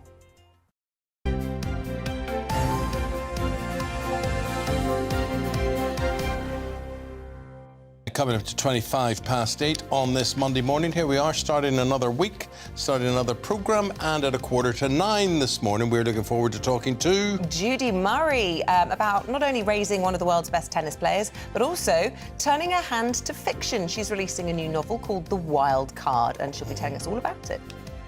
And if you're one of those people who thinks they don't need to wear sunscreen, is it sun cream or sunscreen? Either or. Either or. Listen up. 9:15, we're going to be asking why is it so important to find out how and if you're using it correctly or incorrectly. And I think the thing about us is we're a bit meek on this because we sort of think, well, it's probably too late for us now because we never have. Never too late. You think so? Well, I But if you think didn't it's do a bit it, of a wake-up call. It's probably a bit of a wake-up call for us all to be reminded but anyway, we will get into all of that in just around an hour's time. But for now, send in your thoughts, gbviews at gbnews.com, or you can tweet us at Oh, on that point, right, what have we got here? We're talking about when you tell people that they're fat. yes, When my wife was my controversial girlfriend, debate. I clearly told her that if she got fat, I would leave her. I think she should leave him. Yeah, he was worse Ditch company. Malcolm. Yeah. TV companies need to take some responsibility. There are more food programs on TV than any other, but then those are food programs about making your own and not eating processed foods. But you know, so you could argue that.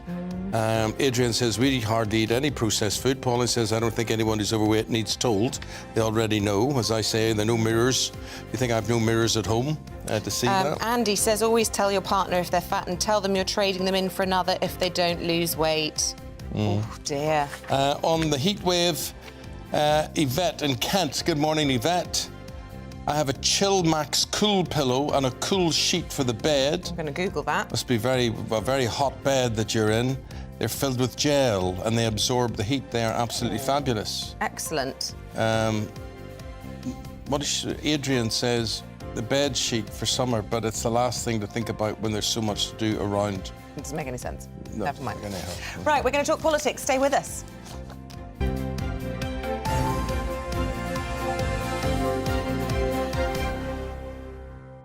We have an artist in the studio to talk to now. He is a photographer. He's Andrew Parsons.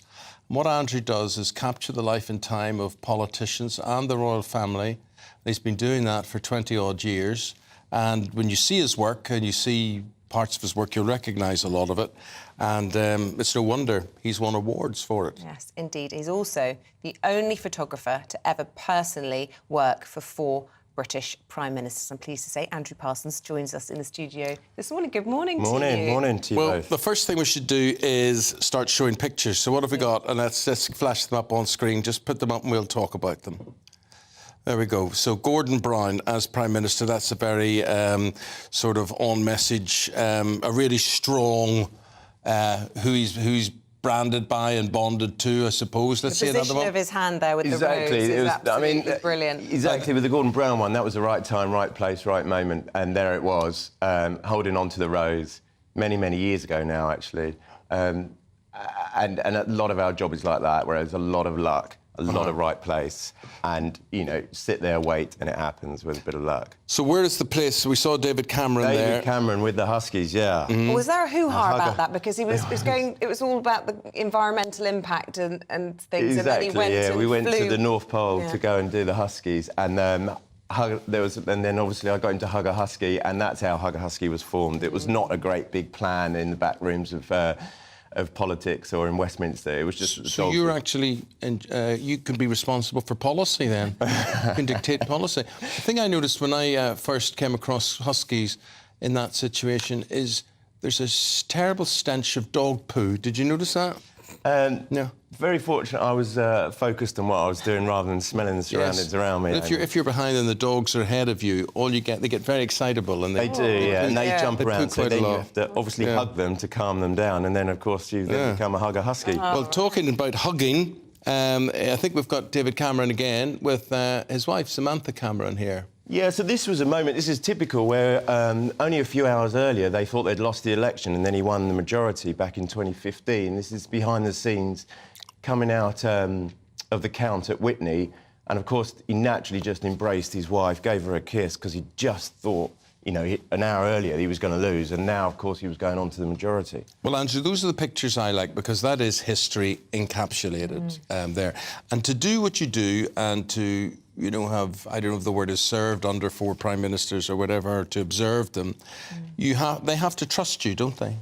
That's the main part of it, yeah. You're in a room, you hear a lot, you see a lot, and you're there, you blend in, you don't say anything, you don't leak anything, you just merely photograph what's in front of you, document it to make sure it's done, one, mainly for the National Archives, so that they can actually have a record in 10, 20 years' time, that there's this photographic material that can be used for all sorts of different resources, whether it's in education, whether it's in photography courses, whether it's in political books, but the fact that the country has it, which is the most important thing. Well, because you were saying that they simply don't write letters in the way that they used to, politicians. I mean, you have these resignation letters and things that get into the public domain, but actually having these photographs of what the archives will be based on, because a lot of it's for social media as well. I would probably say about 20% is for social media and the rest of it is for the archives. And you're right, and that's what I was saying earlier, that there aren't the letters, say, like that Churchill used to write and things like that anymore. But what there are from these pictures is, you know, pictures of when David Cameron's actually writing his speech to resign an hour before kissing his wife to celebrate, that we see there. So without those images... Do you ever wish you were shooting on video and not taking still photographs? No. I think there's... And a lot of videographers might not like me for this. I think there's more impact in a photo. Well, the Americans have been very, very good at this. So the Oval Office, I mean, particularly when you look at JFK's time there, there's some, like, beautiful stuff, really, like works of art. Are you influenced by that sort of... Well, you do look back on past presidents, photographers, not just from the States, but also around the world. You know, we were quite late to the party, actually. We were the last ones to actually do it. All the rest, the Americans, the French, the Germans, out in the Gulf regions, they've been having official photographers for years, as where we've only introduced it from the sort of 2010 time when Cameron got in. And without it, as I say... Where would we be? What could you talk about? You know. But it means that you have had that fly-on-the-wall access through all of it, and we all know how tumultuous the last decade that you've been describing have been in politics, whether it means Brexit, whether it's Partygate, whether it's the outbreak of the Ukraine war. You've been there for every single one of those events, behind closed doors, up close and personal with the Prime Minister. Have you ever been asked to leave the room? I could probably count on one hand the amount of times I've been asked to leave the room. Usually that time was obviously when the Prime Minister was due to speak to the Queen, at whichever period of time of the week it was going to be, or if there was, say, spooks coming in, obviously they, you know, for their purpose, or if they wanted to deal with a private matter in their life on a phone or something like that. That's probably the only time. Other members have come in and sort of looked at me like, what's a photographer doing here? And then the PMs have sort of quite, you know, softly said, look, it's fine, just carry on. Andrew, is there a picture, is there an image, and I don't know if we've got it or not, is there that you say, this is what I'm most proud about, this tickles me, that having been able to capture that? I think there's a couple. The main one, like when Boris won the outright majority of back in 2019, where they're jumping for joy. I do believe that, you know, there you had to sit and wait. You didn't know what the exit polls were going to say. That one there. So you didn't know number 2. You didn't know what the exit polls were going to be. You had milliseconds. There it is. There. That's the one. That's the natural reaction. Yeah. you had milliseconds. No doubt that the same sort of photographers in a different field, say the sport photographers at the weekend doing Champions League, they're coming to the end of the game and anything could happen. And that's when you've already been on the election for 6 or 7 weeks. You're at your core sort of thing, and you've got to start again. The race starts again. He's just won. And the same with when they're number 20, where he's just resigned, he's come in and he's getting a kiss from his family. That wasn't planned. It just happens in front of you. You've got to turn. Would I be right in saying that maybe you are more tickled and more thrilled by the naturally occurring photograph than staged photographs? Very much so. None of these that we've got here are staged. It's all natural pictures. You have to, and that's the thing, you have to be in the room and you have to sit and wait and watch and read people to say, right, that's the moment that's going to happen, that's where we're going to be. Like there, for example, with the glasses coming in the middle there, where he's talking to the Europeans about Brexit, just on the Christmas Eve, I think it was, where we, where it had to call the press conferences and stuff, and the deal just squeezed through. But obviously, you're sitting there waiting, and and the glasses go in the air. You just don't know what's going to happen in your day. Well, and look, we can't let you go without asking you, just on a personal note, I know that probably of the Prime Ministers, you got as close, probably closest to Boris Johnson. On a day where there's lots of bad press about him, you actually say on a personal level you got on like a house on fire, and you would say don't underestimate him, you think he'll be back? I would, yeah. I mean, to me, he's always been very good to me and to my, my kids as well. So I've put in the hours, and with that, he respects that. Is what he's doing at the moment a way of making a comeback? Then the trouble is with Boris, you never really know. I mean, I'll only know when the phone rings, sort of thing, when a new campaign starts, and that tends to be what happens. They'll start saying, what's your availability like for X, Y and Z? And you're like, oh, here we go. Well, do us a favour, when you get that call, give us a call as well. He's a man that knows the power of the shutter. Nowadays, it's royal matters, and we'll just finish on still 23 that we have there. And it's King Charles. Are the rules different? Well, this one's from the coronation, so it was from Westminster Abbey, where events. It got a lot of exposure. I mean, I've seen that picture in quite a few places. It's just the way it fell, with a nice, clean black background. We've got the crown sparkling, stuff like that. I mean, with the Abbey itself, everything's. Obviously, you can't just move around, so rules are slightly different because obviously what's going on with the service. So you have to respect the rules, and in some ways you let the picture come to you. You can't orchestrate it. You can't orchestrate your position. You can't move thinking, oh, gosh, there's something in the background. Yet again, it's about timing. Well, time is out for us, Andrew, I'm afraid. Thank you so much. Thank you. It's fascinating talking to you and appreciating all the things that you've done, part of history. There. Thank you very much indeed. Thank you. Andrew Parsons, he is a political photographer to 4 Prime Ministers and now to the royal family. Now stay with us. Coming up, we'll discuss why Ricky Gervais is stepping up as security for his upcoming tour. We're going through the papers one last time with Chris Akabusi and Dawn Neeson next.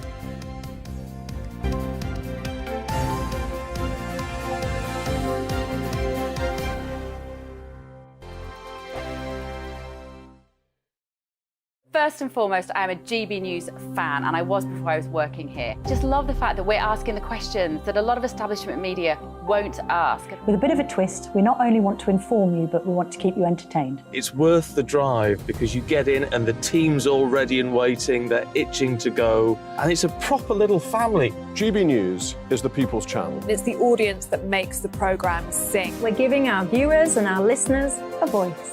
I see the thousands of your letters, tweets, emails, you name it, coming in. Britain is broken. How on earth did we get into this mess? But more importantly, how do we get out of it? The establishment had their chance. Now we're here to represent you. It's time for something different. It's time for GB News. I'm very patriotic. I believe in Britain.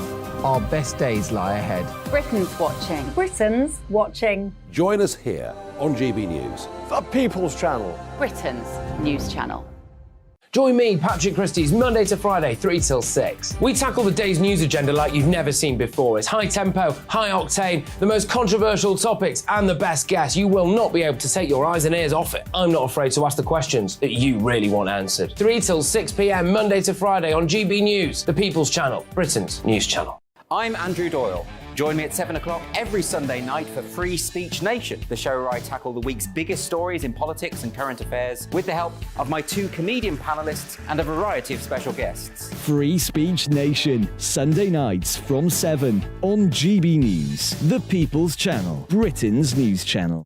Every Sunday from 11. Join Michael Portillo. There will be topical discussion, looking at the week before and the week to come. So kick back and relax at 11 a.m. on Sundays on GB News with me, Michael Portillo. GB News, the People's Channel, Britain's news channel.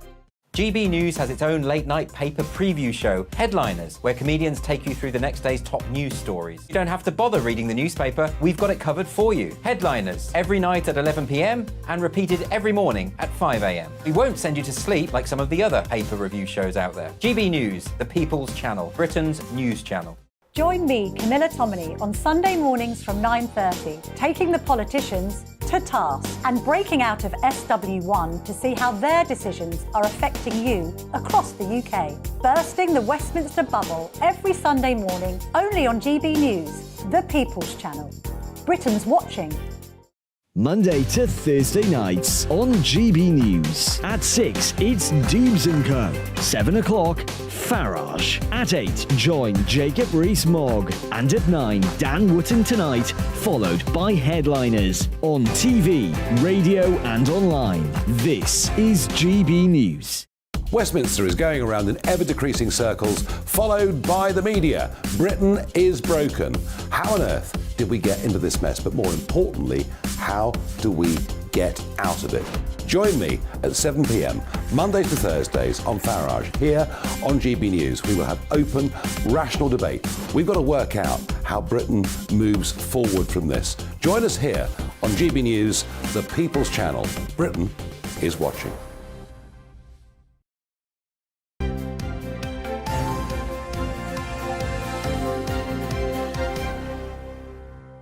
Now, here's a lovely thing. I've just been sent a picture of my granddaughter, Amelia, watching us on TV. Look, and she'll be saying, Papa, Papa. It's the only way she knows me. Good through the morning, TV. Amelia. Oh, Amelia. Very good. Very cute. Very, very cute Very indeed. cute. Big, big eyes. Gorgeous little thing. Anyway, we digress. We're going through the papers one last time with the Olympian Chris Akabusi and the former editor of the Daily Star, Dawn Neeson. And we're starting with you, Chris.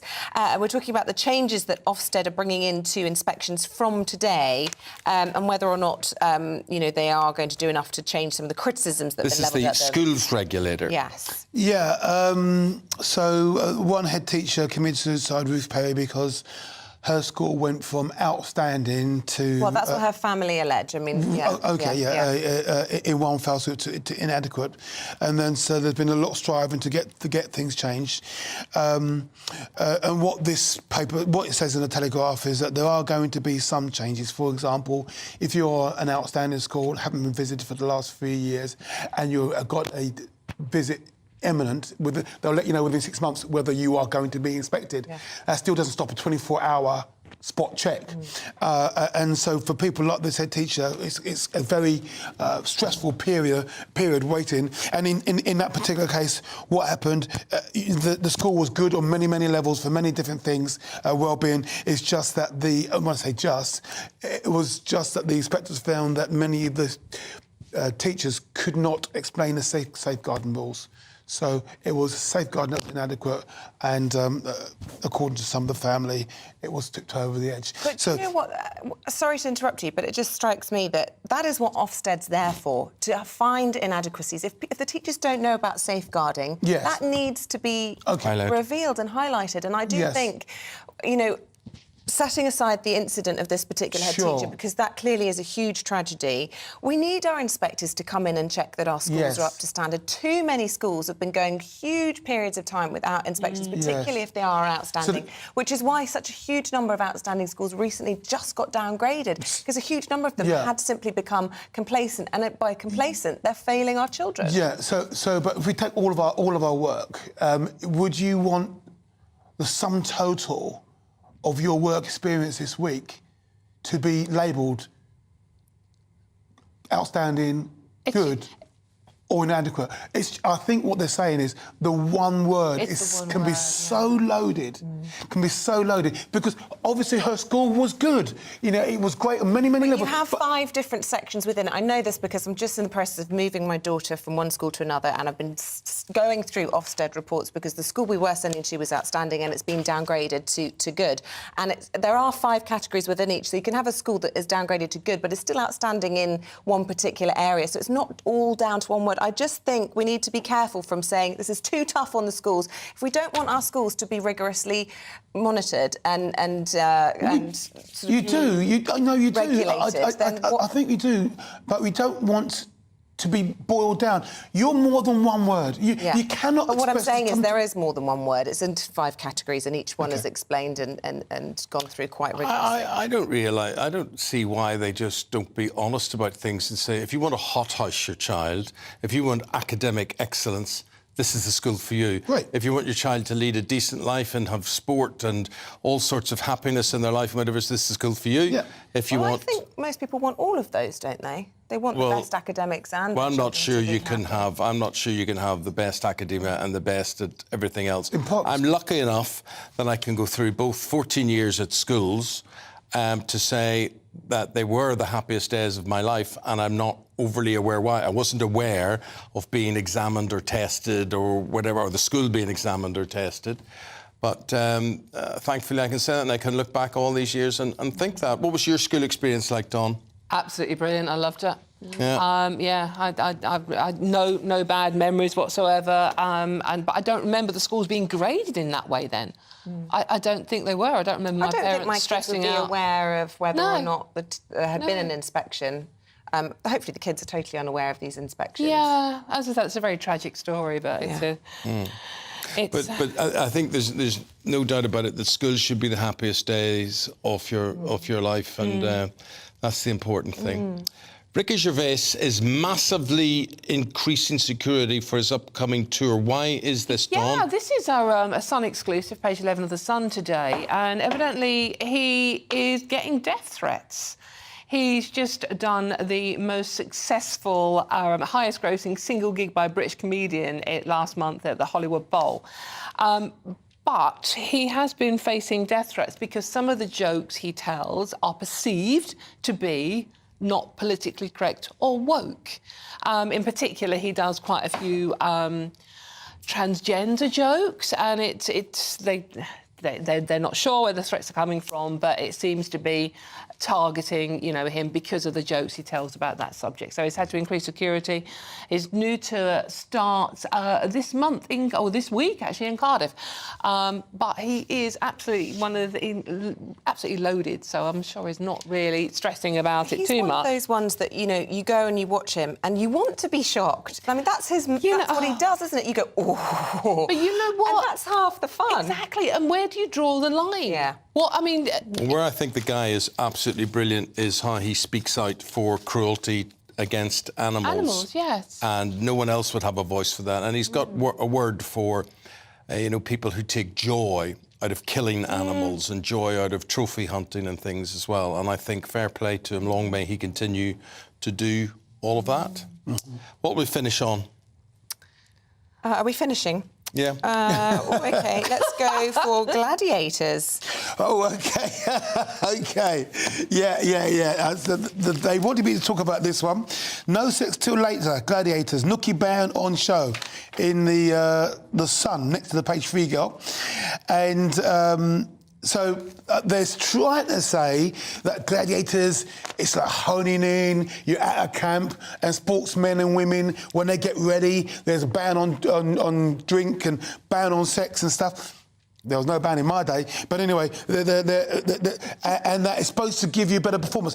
I actually think the ban is because, when there are relations between people on set, it can cause friction and silo mentality and, buddy, but me against you too. So I think really that's because it doesn't, my experience back in the day. So Chris, a sex ban doesn't make any difference to your performance. Well, if you're an athlete. I never knew because I never had any ban. You didn't know how good you could have been, Chris. No, exactly. I could have been an OBE. Exactly. I could have been an OBE. No wonder you got that. But ask Usain Bolt. No. Ask Linford Christie. Or any other sports person. No, we'll leave it on that note. The mind boggles, but we enjoyed that. Thank you. The mind, Isabel, isn't it? Indeed. Thank you very much. Chris, Might ask our next guest the same question. She's the mother of one of the most famous tennis players in the world. Actually, she's got two sons who are superbly good tennis players. One, granted, one's probably edges it. But now, former coach Judy Murray has added a new string to her bow as she releases her first novel, and it is called The Wild Card, and it's an aspirational story about how it's never too late to follow your dreams. And pleased to say she joins us now. Good morning, Judy. Good morning. Good morning. Hey, first of all, congratulations with Surbiton yesterday. Yeah. And the boy done well. Yeah, I was there, and he went 6-3, 4-1 up, and then there was a rain delay for about 3 hours. I had to cancel 3 taxis, change 2 flights, but yeah, he got there in the end. So a good start to the grass court season. Very good. Very good. So listen, there's you, and you never cease to amaze me what you get up to, and you presented that TV programme about women in sport and motivational things and all that, and it's always lovely listening to you. What is The Wild Card? Is this, what type of book is this? It's a women's fiction book, and it's the story of Abigail Patterson, who is 2 halves of her life. So it kind of flits chapter to chapter from the present, which is her. The book starts with her making her way to Wimbledon to play on the centre court for the first time in the quarter-final. And her backstory is her early years of how she overcame pretty tough times through her personal life to become one of the best juniors in Britain, and was forced to give up. And this is her making her comeback 20 years later, and all that throws at you. So all the challenges of suddenly finding yourself in the spotlight, in the public eye, the media showing lots of attention in you, and this secret that she has kept hidden for 20 years threatens to be played out in the public domain. Judy, what would 20 years, what age group would that place her as? In her mid-30s, or what? Yep. Yeah. She'll be 36. So is the underlying message is you're never too old? Yeah, I think you're never too old to follow your dreams. And if you look at the tennis circuit now, players are staying at the top of the game for very much longer because of all the advances in sports science and sports medicine. So Serena only retired last year at 40, 41. Roger, same, 40. So it's perfectly doable. And we were talking about Bjorn Borg this morning, who quit at 26 or 25 or something, which, as you say, just doesn't happen anymore. Look, a lot of people don't necessarily realise that perhaps those that don't follow tennis as closely, you actually yourself had a successful tennis career before you had your successful sons as well. Is there a little bit of autobiography in this? Did having kids sort of distract you from pursuing your own tennis dreams, or is this, total fiction? No, it's total fiction.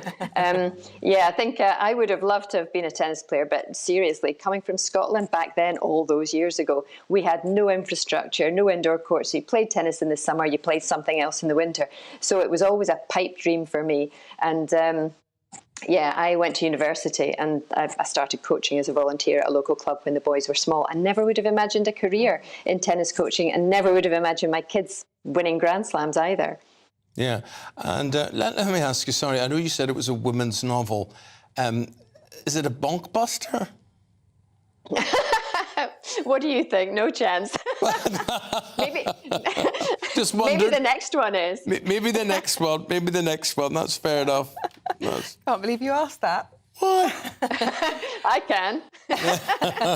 Speaking of bonking, we were just talking about how there's a performance ban on people in Gladiators, and we had Chris Akabusi saying, in his experience, it never affected the game. Your son, we didn't realise Andy Murray's got 4 children. Is there... Well, I don't know if I should be asking this or what path we're going down, but do you think that there should be separation of social and work when it comes to a sex the top ban, you mean? Game? Yes, the top of the game.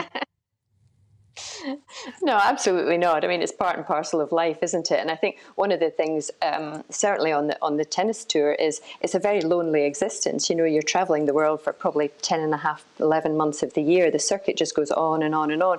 So it's really important to have as normal a social life as you can possibly have. And that's why many, many players travel with family and partners. The wild card, where can you get it? When is it out? When is it published? It came out on Thursday. You can find it in all good bookshops and on Amazon. And will we see the movie? Will we see the Netflix film? Well, who knows? That would be nice. That would be nice. Film It'd be very, producer, very nice. love it. Just final word on Novak Djokovic yesterday, and 23 Grand Slam titles. Absolutely incredible.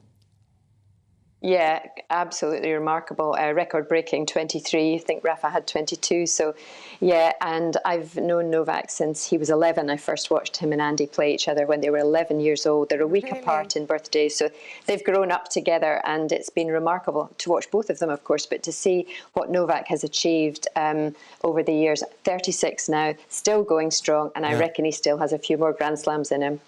Well, we're all behind Andy for Wimbledon, of course, and we look forward to it in a few weeks' time. And were you a bit of a wild card on Strictly? I mean, do you think, was that your sort of moment for doing something different later in life?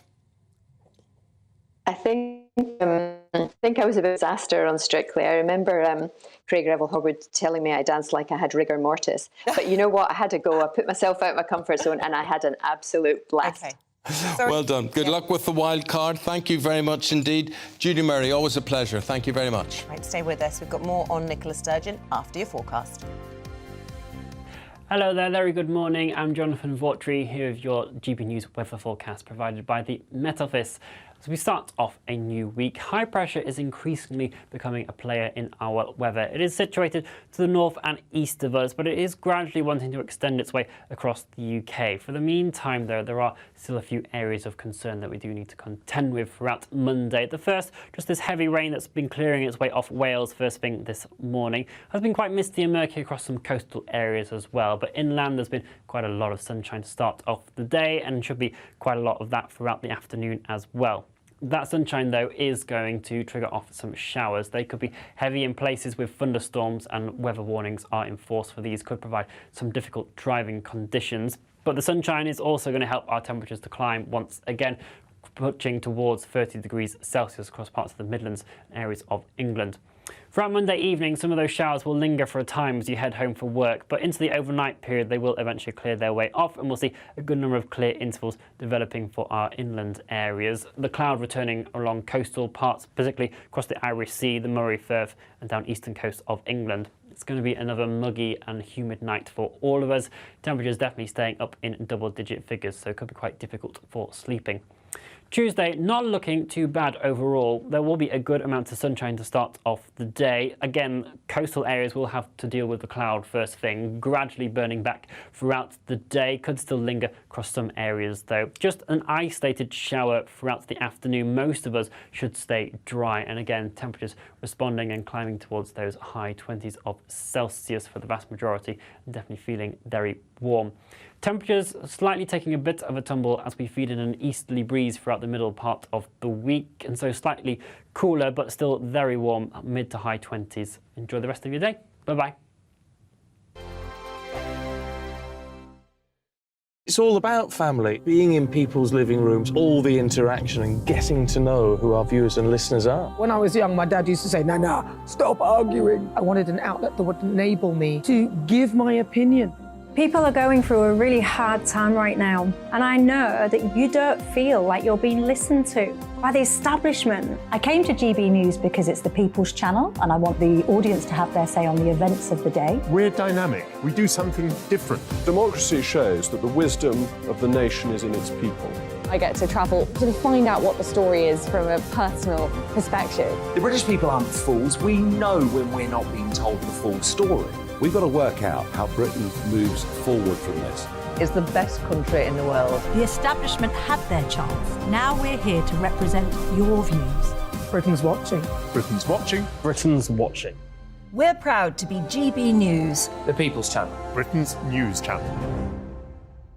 I'm Jacob Rees-Mogg, the Member of Parliament for North East Somerset and a former government minister. For years, I've walked the corridors of power in both Westminster and the City of London. We need to have the arguments, the discussions on how we make it better. Crop failures, famine, war, suffering on a scale completely unimaginable. We are putting the cart before the horse. As Charles I said at the scaffold, he was the true defender of liberty. Yeah, I've completely derailed the conversation. Join me Monday to Thursday at 8 p.m. on GB News, Britain's news channel. So Jubes and Co, we tackle the issues of the day with real, robust debate, both sides of the fence, battling it out with me in the middle with my forthright opinions and views. And often really interesting things happen because you start with a position and then by the end of the debate you find actually, well, I might not have thought about that one. What we need in this country is 2 new political parties. You should maybe think about doing a 2024 calendar. I'm Michelle Dewberry and I'm keeping you company right through until 7 o'clock this evening. GB News, the People's Channel, Britain's watching. I'm Mark White. As GB News Home and Security Editor, I cover those key issues that are so important to you. Our authorities, our communities doing all they can to combat violent crime. With the public services under unbearable strain, why are we still failing to control our borders? Defence, the first priority of any government, has been continually hollowed out. Can we trust our politicians to protect the armed forces? Join me, Mark White, on GB News. Monday to Thursday, 9 p.m. till 11 p.m. Join me, Dan Wootton. I'll bring you the sharpest takes and hottest debates. Do you not believe in prison? I don't believe in prisons. I'm completely stunned. I guarantee you there'll be no spin, no bias, no censorship. I actually was personally quite offended by it. And no reason to go to bed. So I guess they've always been quite woke. That's Dan Wootton tonight on TV, radio and online. Monday to Thursday from 9 p.m. till 11 p.m. on GB News. The People's Channel, Britain's news channel. You've probably seen politicians interviewed 1,000 times, but we do it differently. We find out who they really are, we don't shout, we chat, and hopefully we bring a bit of light, not just heat. Did you know Kate Moss? Apparently. Do you have a pair of jeans or a pair of jeans? No, of course I don't. What would I do with them? My friends are like, oh my God, what's she doing now? Join me every Sunday at 6 for Gloria Meets, only on GB News, the People's Channel, Britain's news channel.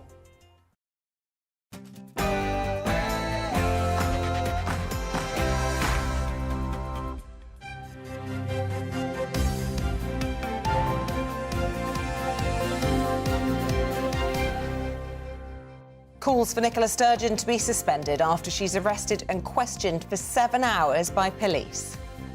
Hello there, good to see you just after 9 o'clock. It's a Monday morning, 12th of June. Breakfast on GB News, Eamonn, Holmes, Isabel, Webster. Here's what's leading the news this morning. Nicola Sturgeon says she's innocent of any wrongdoing after she was arrested and questioned over the party's finances. The Scottish First Minister Humza Yousaf is now facing pressure to suspend his predecessor. Boris Johnson has been accused of orchestrating a mutiny against the government as the committee of MPs meets to sign off on what is expected to be a damning report into whether he misled Parliament over Partygate. Hundreds of migrants crossed the Channel to England yesterday as people smugglers took advantage of the hot weather. We'll get the latest from Dover, days after the government claimed the Stop the Boats plan is starting to work. And any second now, the Prime Minister will speak about the UK as the tech capital of the world, saying Britain must act quickly on AI to retain that position. He's going to warn about this in an address to tech leaders, urging them to rein in the negative consequences of AI without stifling innovation. As soon as we get the pictures and as soon as the Prime Minister's behind the podium, we will cross to that. And after the country saw the hottest day of the year so far over the weekend, we'll be bringing you the outlook for the week ahead. After a hot weekend, will the heat be staying with us throughout the new week? Join me later for the full weather forecast.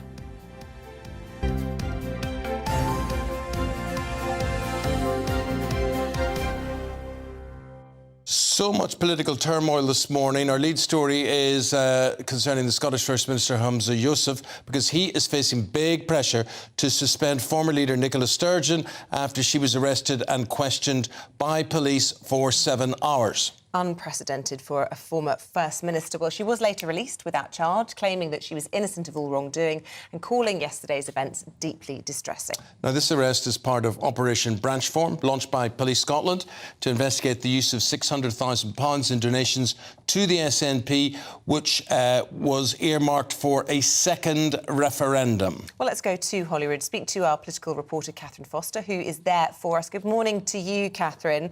A lot of pressure on Hamza Yousaf, but it's a difficult one for him because a lot of his supporters don't want to see Nicola booted out of the party. Yes, because, of course, he was the continuity candidate during the campaign to replace Nicola Sturgeon as First Minister. It was made clear that Nicola Sturgeon favoured Hamza Yousaf, and that gave him a significant advantage. But given this huge shock yesterday to see Nicola Sturgeon arrested and questioned for 7 hours by police, there are a lot of people now saying to Hamza Yousaf, she needs to be suspended, not just from people like the Scottish Conservatives, of course you would expect them to say that, but also from long-standing SNP MPs like Angus MacNeil, and in the last hour or so, Ash Regan, who of course ran for the leadership, saying that Nicola Sturgeon herself should consider resigning her membership, and if she doesn't do that, Hamza Yousaf should act. So a lot of pressure. We don't know where Nicola Sturgeon is. She's not at home, and we have yet to hear from Hamza Yousaf himself.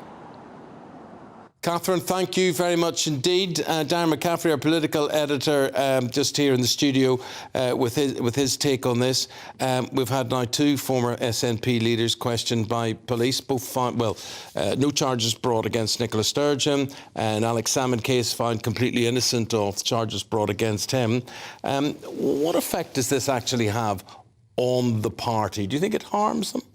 Without a shadow of a doubt, I think even those who are the SNP's biggest supporters will accept that this is not great news for them. And frankly, we've seen them fall in the polls quite significantly, but they still remain the largest party in terms of popularity, according to those polls. But this is doing damage and will continue to do damage as these investigations continue. Clearly, the police are going to have to get to the bottom of what has actually gone on.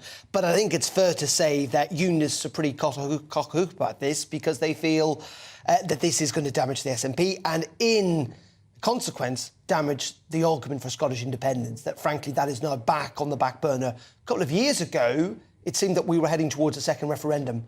I think that now feels like a long, long way away. All of this a big headache, I suppose, for Rishi Sunak, because it threatens, doesn't it, to hand a bunch of seats over to Labour at the next general election. He's also got all the inner turmoil with the party following on from Boris Johnson's resignation on Friday. It's a difficult path for him to navigate as well. Yeah, it really is, and actually it's interesting you brought up Labour there in Scotland because, Labour has traditionally relied on Scotland to help them form governments in the past. It's been a crucial bedrock of their support. That's obviously dissipated of the last 10 years, and there is a feeling that the SNP's woes might benefit Labour, and that could help Labour get over the line, if you like, at the next general election. But yes, there's another former leader causing a big headache for the current Prime Minister today. That, of course, is Boris Johnson, as you guys were talking about in the headlines. He's expected to effectively hand in his resignation formally today as an MP. The Prime Minister facing 3 by-elections, probably on July 13th, so not that long, in about a month's time. And there is an expectation the government could lose all 3. And again, it's so damaging when governments, you remember the mid-90s, and governments losing by-election after by-election after by-election, a real sense of momentum. And I always argue politics is about momentum. And there's a feeling that if Labour are storming ahead, that is going to bleed into the campaign and the politics for the next year heading up to that general election. So the by-elections you were talking about, correct me if I'm wrong, did that lead to the foundations of Tony Blair getting his foot into the door? I think it was a sign that there was just a constant path. There was a momentum kind of moving that direction where Labour were winning local elections, they were winning all the by-elections. It then seemed that become an inevitability that Labour would win in 97. You just couldn't write it off as mid-term results. Precisely. Yeah. And I think the big question this time will be, again, how well the Lib Dems will do, because what we've seen, actually, is Labour winning little little bit back to the Red Wall and some seats that they used to hold under Blair in the South. But also, this is a concern for some Conservative MPs at least, is they're also being outflanked by the Liberal Democrats as well. And they might well expect to do quite well in Mid-Bedfordshire, where Nadine Dorries is standing now. Darren, we're interrupting you because, as you can see, the Prime Minister Good morning. will speak at It's this London great to be Tech conference. Let's have a listen in. At what I think is a moment of huge opportunity. We are an island of innovation, but at a moment like this, when the tectonic plates of technology are shifting, not just in AI, but in quantum, synthetic biology, semiconductors, and much more, we cannot rest satisfied with where we stand. We must act, and act quickly if we want not only to retain our position as one of the world's tech capitals, but to go even further and make this the best country in the world to start, grow, and invest in tech businesses. That is my goal, and I feel a sense of urgency and responsibility to make sure that we seize it. Because one of my 5 priorities is to grow our economy, and the more we innovate, the more we grow. But this isn't just about economics. Like you, I believe that innovation is one of the most powerful forces for transforming people's lives. And right now, there is an opportunity for human progress that could surpass the Industrial Revolution in both speed and breadth. I believe the UK can achieve this goal because we start from a position of strength. We've created 134 unicorns in the last decade, 3rd in the world, behind only the US and China. We're one of the most digitally literate societies in the world, with a higher percentage of STEM graduates than the US, and 4 of the world's top 10 universities. We've got extraordinary strengths in fintech, cyber, and creative industries, and engineering biology, where from the Crick and the Biobank to DeepMind's AlphaFold, we're pushing at the boundaries of what is possible in health. And the UK is the best place in Europe to raise capital, with more invested in tech here than in France and Germany combined. But today, I want to answer a simple question. What's the single most important reason innovators like you should choose this country? The answer is leadership. Do you trust the people in charge to really get what you're trying to do? With this government and with me as your Prime Minister, you can. Judge us not by our words, but our actions.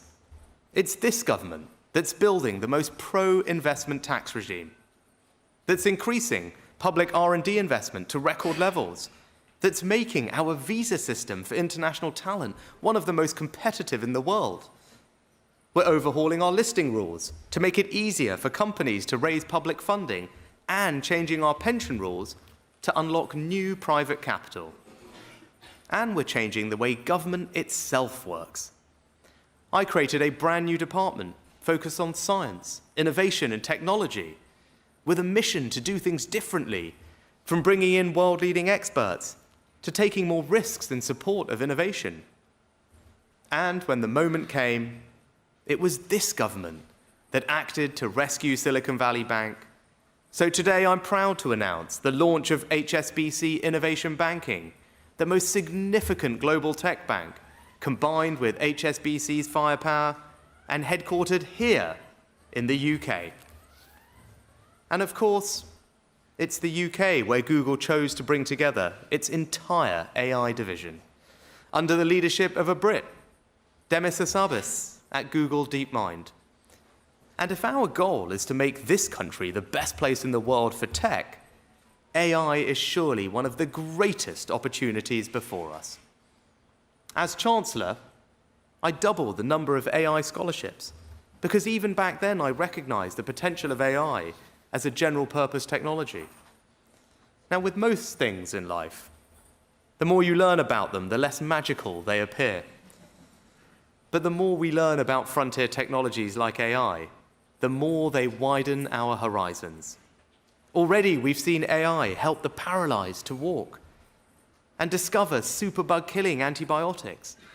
And that's just the beginning. Combined with the computational power of quantum, we could be on the precipice of discovering cures for diseases like cancer and dementia, or ways to grow crops that could feed the entire world. The possibilities are extraordinary. But we must and we will do it safely. I know people are concerned. The very pioneers of AI are warning us about the ways these technologies could undermine our values and freedoms through to the most extreme risks of all. And that's why leading on AI also means leading on AI safety. So we're building a new partnership between our vibrant academia, brilliant AI companies, and a government that gets it. And we'll do that in 3 ways. First, we're going to do cutting-edge safety research here in the UK. With £100 million for our expert task force, we're dedicating more funding to AI safety than any other government. We're working with the frontier labs, Google DeepMind, OpenAI, and Anthropic.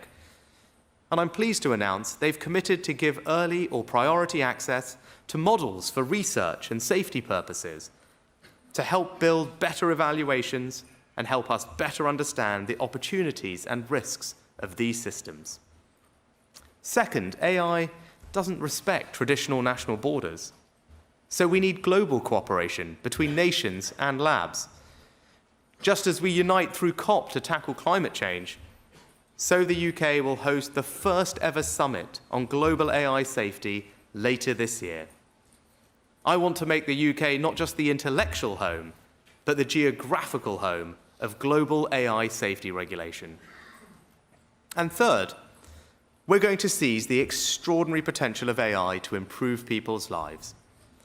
That's why we're already investing record sums in our capability, including £900 million in compute technology and $2.5 billion in quantum. And we're harnessing AI to transform our public services, from saving teachers hundreds of hours of time spent lesson planning, to helping NHS patients get quicker diagnoses and more accurate tests. AI can help us achieve the holy grail of public service reform, better, more efficient services. So this is our strategy for AI, to lead at home, to lead overseas, and to lead change in our public services. All part of how we meet our goal of making this the best country in the world for tech. And let me just conclude with this final thought. I was recently looking through a collection held by the British Library, and I saw a letter from Charles Babbage to the then Chancellor, dating from the 1830s, thanking him for funding his difference engine, the forerunner of the modern computer. That was a decisive moment. The British government broke with the conventions of the time, and for a decade backed this breakthrough technology. We're at a similar moment today. And I'm determined that when future researchers visit the British Library in 200 years' time, they will discover that this government, and all of us here in this room, met this moment with the same courage, vision, and determination. Thank you. So there we go, a very brief speech from the Prime Minister, as promised, addressing London Tech Week and outlining his ambitions for London to be the intellectual and geographical home of AI regulation. He says it's an opportunity to try and improve innovation as well as to manage some of those risks posed by it. That was Rishi Sunak speaking in London in the last few minutes. I wonder who's going to interview him there. That could have been a wee job for you and me. How did that go miss? He says, judges not by what we say, but what we do. That's a dangerous axiom, isn't it, really, if you were to judge them? That is his thing, isn't it? Judge me on what I've done, not what I say. Which has caused a few problems so far. Right, joy and celebration, a beautiful blue sky, we hope, in Manchester today, to go with the blue moon of Manchester City. They are holding a parade. A lot of supporters will turn out there today after achieving the treble this weekend. Let's go to Sophie Reaper, who is there for us. Sophie, good morning to you.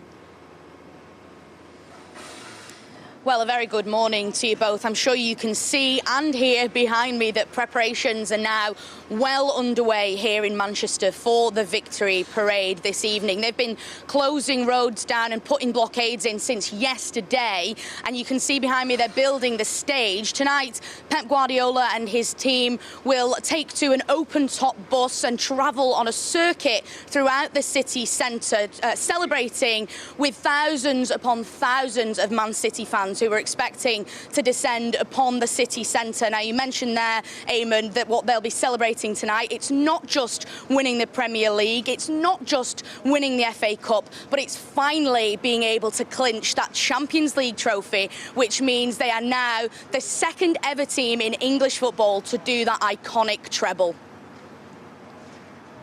Yes, the other being, Sophie, can you not say it? The other being, is there a ban on saying it? It's Manchester United. It is Manchester United. No, the other Manchester team. So it's, you know, Manchester United can't even say they're their only team in Manchester now, Eamonn, I'm afraid. No, well, of course, we were the original and the best, let's just put it that way. But it is not to take the joy away, Sophie, from anybody else and what's going on. But thanks for letting us in on all of that. And you say that's happening tonight. Can you be more specific than that? So the show will start at 5. They've got DJs and various live acts on from 5 o'clock here in the city centre. Pep and the team will be getting aboard their bus around 6:30 in Deansgate for anyone who wants to come. They're expected to arrive here at the stage for around 7:30, where they'll take to the stage with their large collection of trophies for this season, and they'll be celebrating with everyone here tonight. Sophie, cheers. Thank you. Oh, Sophie, are you a red or a blue? I'm neither, Eamonn. I'm a Bolton fan, so okay. I'm impartial, I would say. Perfect. Give you that. Thank you very much indeed. Sophie Reaper there, who's a Bolton fan. To the Point is coming up at 9:30. Yeah, Andrew Pearce and Bev Turner can join us from the newsroom. What's coming up today, you two? Good to see you back together. Well, great to be back together, and what a day to be back together. 2 political earthquakes in the last 72 hours. I have been thinking all weekend, I'm dying to know what Andrew Pearce thinks about Boris Johnson going. And then, of course, we have the Nicola Sturgeon incident as well, which is slightly overshadowed Boris. I bet he's not very happy She's about upstaged him completely, and Boris won't like that. And has the revolt fizzled out? I think it has, but still, we get the Privileges Committee report later today, which was going to say Boris should be suspended for 20 days, which is why, of course, he's quit. Yeah, fascinating. We've got great guests on this today, great political analysts. We're going to be looking at it from every single angle, and who knows, at the moment anything could happen this Certainly morning. Could. Good. Cheers. Thank you very much indeed. We're just going to slap on the sun cream now, because if we don't, we're going to be told off. We've got an expert, a dermatologist on that, and apparently not enough of us are using sun cream, or we're using it in the wrong way after this.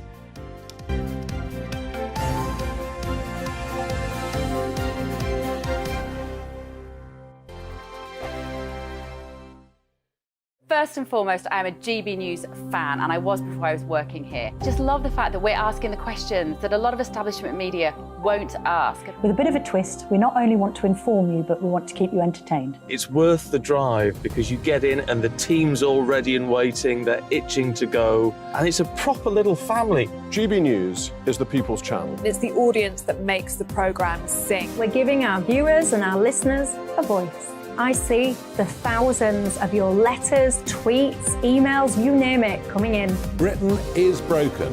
How on earth did we get into this mess? But more importantly, how do we get out of it? The establishment had their chance. Now we're here to represent you. It's time for something different. It's time for GB News. I'm very patriotic. I believe in Britain. Our best days lie ahead. Britain's watching. Britain's watching. Join us here on GB News. The People's Channel. Britain's news channel. Join me, Patrick Christie's, Monday to Friday, 3 till 6. We tackle the day's news agenda like you've never seen before. It's high tempo, high octane, the most controversial topics, and the best guests. You will not be able to take your eyes and ears off it. I'm not afraid to ask the questions that you really want answered. 3 till 6 p.m, Monday to Friday on GB News, the People's Channel, Britain's news channel. I'm Andrew Doyle. Join me at 7 o'clock every Sunday night for Free Speech Nation, the show where I tackle the week's biggest stories in politics and current affairs with the help of my 2 comedian panellists and a variety of special guests. Free Speech Nation, Sunday nights from 7 on GB News, the People's Channel, Britain's news channel. Every Sunday from 11. Join Michael Portillo. There will be topical discussion, looking at the week before and the week to come. So kick back and relax at 11 a.m. on Sundays on GB News with me, Michael Portillo. GB News, the People's Channel, Britain's news channel. GB News has its own late-night paper preview show, Headliners, where comedians take you through the next day's top news stories. You don't have to bother reading the newspaper, we've got it covered for you. Headliners, every night at 11 p.m. and repeated every morning at 5 a.m. We won't send you to sleep like some of the other paper review shows out there. GB News, the People's Channel, Britain's news channel. Join me, Camilla Tominey, on Sunday mornings from 9:30, taking the politicians to task and breaking out of SW1 to see how their decisions are affecting you across the UK. Bursting the Westminster bubble every Sunday morning, only on GB News, the People's Channel. Britain's watching. Monday to Thursday nights on GB News. At 6, it's Dubes & Co. 7 o'clock, Farage. At 8, join Jacob Rees-Mogg. And at 9, Dan Wootton Tonight, followed by Headliners. On TV, radio and online. This is GB News.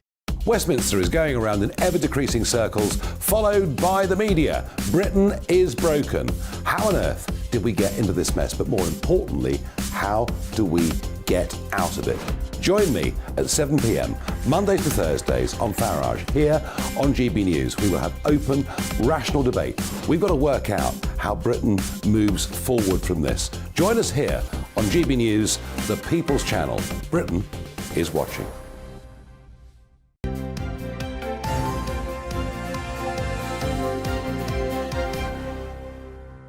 We're talking about the weather. The heat wave is surging. We've been out in the sun this weekend. Surging. Both of us have got a good tan over the weekend. I have lost 5 pounds just being in this studio this morning. Through the heat of this studio this morning. But look, this is a serious point because it got Ruth, I was going to say, it's got Isabel and I talking here about sunscreen and whether we use it or not. And to our horror, we both found out that we are enfant terribles. We don't do it. We don't do it. We're not proud of saying that. I use a low SPF, but probably not high enough. Oh, so now the truth is changing. Only on my face, because, you know, you only get one face, but the old leathery body doesn't matter. But apparently this is terrible. Let's get the thoughts of Dr. Hiva Fasihi, I hope I've pronounced that correctly, a dermatologist who's going to she tell us... uses sunscreen, you can look at that. Flawless complexion. Dr. Fasihi is 87 years of age, and look how well she looks. No, Doc, we're joking about this, but actually we both feel quite ashamed on this. And the thing that Isabel and I have in common is that we don't tend to burn, therefore we're quite relaxed about sunscreen. Go on, tell us off. Go on. Well, you're quite right. Thank you for having me on the show, by the way. So you're trying to protect against ultraviolet damage to your skin. And of course, sunburn is just one of those elements. Even tanning is causing damage to your skin.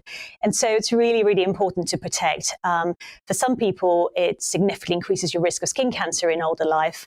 But for a lot of us, one of the major worries is all the premature aging that it causes. And I'm glad to hear that Isabel protects her face, because that actually, a lot of patients I see in clinic are worried about the degree of photoaging, the wrinkling, the pigmentation. So you're trying to protect your skin cells, you're trying to prevent skin cancer and photoaging. And what about the body? I mean, the fact that I'm not putting sun cream on my arms and legs when it's absolutely, boiling outside 30 degrees, am I still at risk of getting skin cancer from that? I mean, you have to put a high factor on every day, all parts of the body. Yes, high factor on all your exposed areas. And the reason for that is ultraviolet will damage your DNA. It'll damage DNA in various different ways. And if you're not protecting, the skin cells on your body will be damaged in the same way. And so in the long term, if you've got lots and lots of exposure, that cumulative DNA damage will result in mutations and put yourself at risk of higher skin cancers. And, you know, when we're younger, we don't worry about it so much. But when the skin cancer is, you know, the risks increase with age. And when we see patients having to cut out melanomas, you know, melanomas still kill 2,000 people in the UK each year. This is a preventable skin cancer. And melanomas don't often happen on the face, you know, they happen on the legs, the arms, the back. So it's really important to protect. Yeah. You're at the coalface, doctor. You see all the bad stuff there. What would you say to people who would say, I was caught out by the weather. When I went out in the morning, it was cloudy, it was overcast. What do you do to stop people being caught out, or people who think this is a seasonal thing, it's 3 or 4 weeks during the summer and no other time should I be worried about this? So interestingly, this recent research by La Roche-Posay has shown that a third of the population don't wear their sunscreen every day. A third of the population get caught out. Like you say, you go out, it's a cloudy day, and then the weather changes. And it just goes to show that actually if you put sunscreen on every day, you would protect against those burning rays, but actually the UVA rays, these longer wavelengths, they're around all year. They're not just around on sunny days, they're around on cloudy days, and they are damaging your skin through windows, through thin clothes. So why not wear your sun cream every day and protect? Lots of people wear moisturizer every day. Lots of people wear makeup every day. So why not put your sun cream on and ensure that your skin cells are staying as healthy as possible for the future? Thanks, Doc. We've got to say goodbye to you. We've got to leave it there. We wish it could have been longer. I know there's such an important message to get out there, but appreciate you pointing us all in the right direction. And I promise we're going to be good. Yes, we're going to be good from now on. Right, Dale? OK. All right, that's it from us. We'll be back from 6. Up now, it's Bev and Andrew with To The Point. Have a great day. Good morning. What a day to be back together. My word. Yeah. Lovely holiday. Very nice holiday. All got back on Friday and the world went mad. Boris is resigning. We're getting the privileges report today, which was going to say he'd be suspended for 20 days. End of. But the extraordinary arrest of Nicola Sturgeon. Yeah, arrest of Nicola Sturgeon. You presume you say resignation because you don't often say arrest of a politician. That's what's happened, of course. We're going to have the latest all this morning. Don't go anywhere.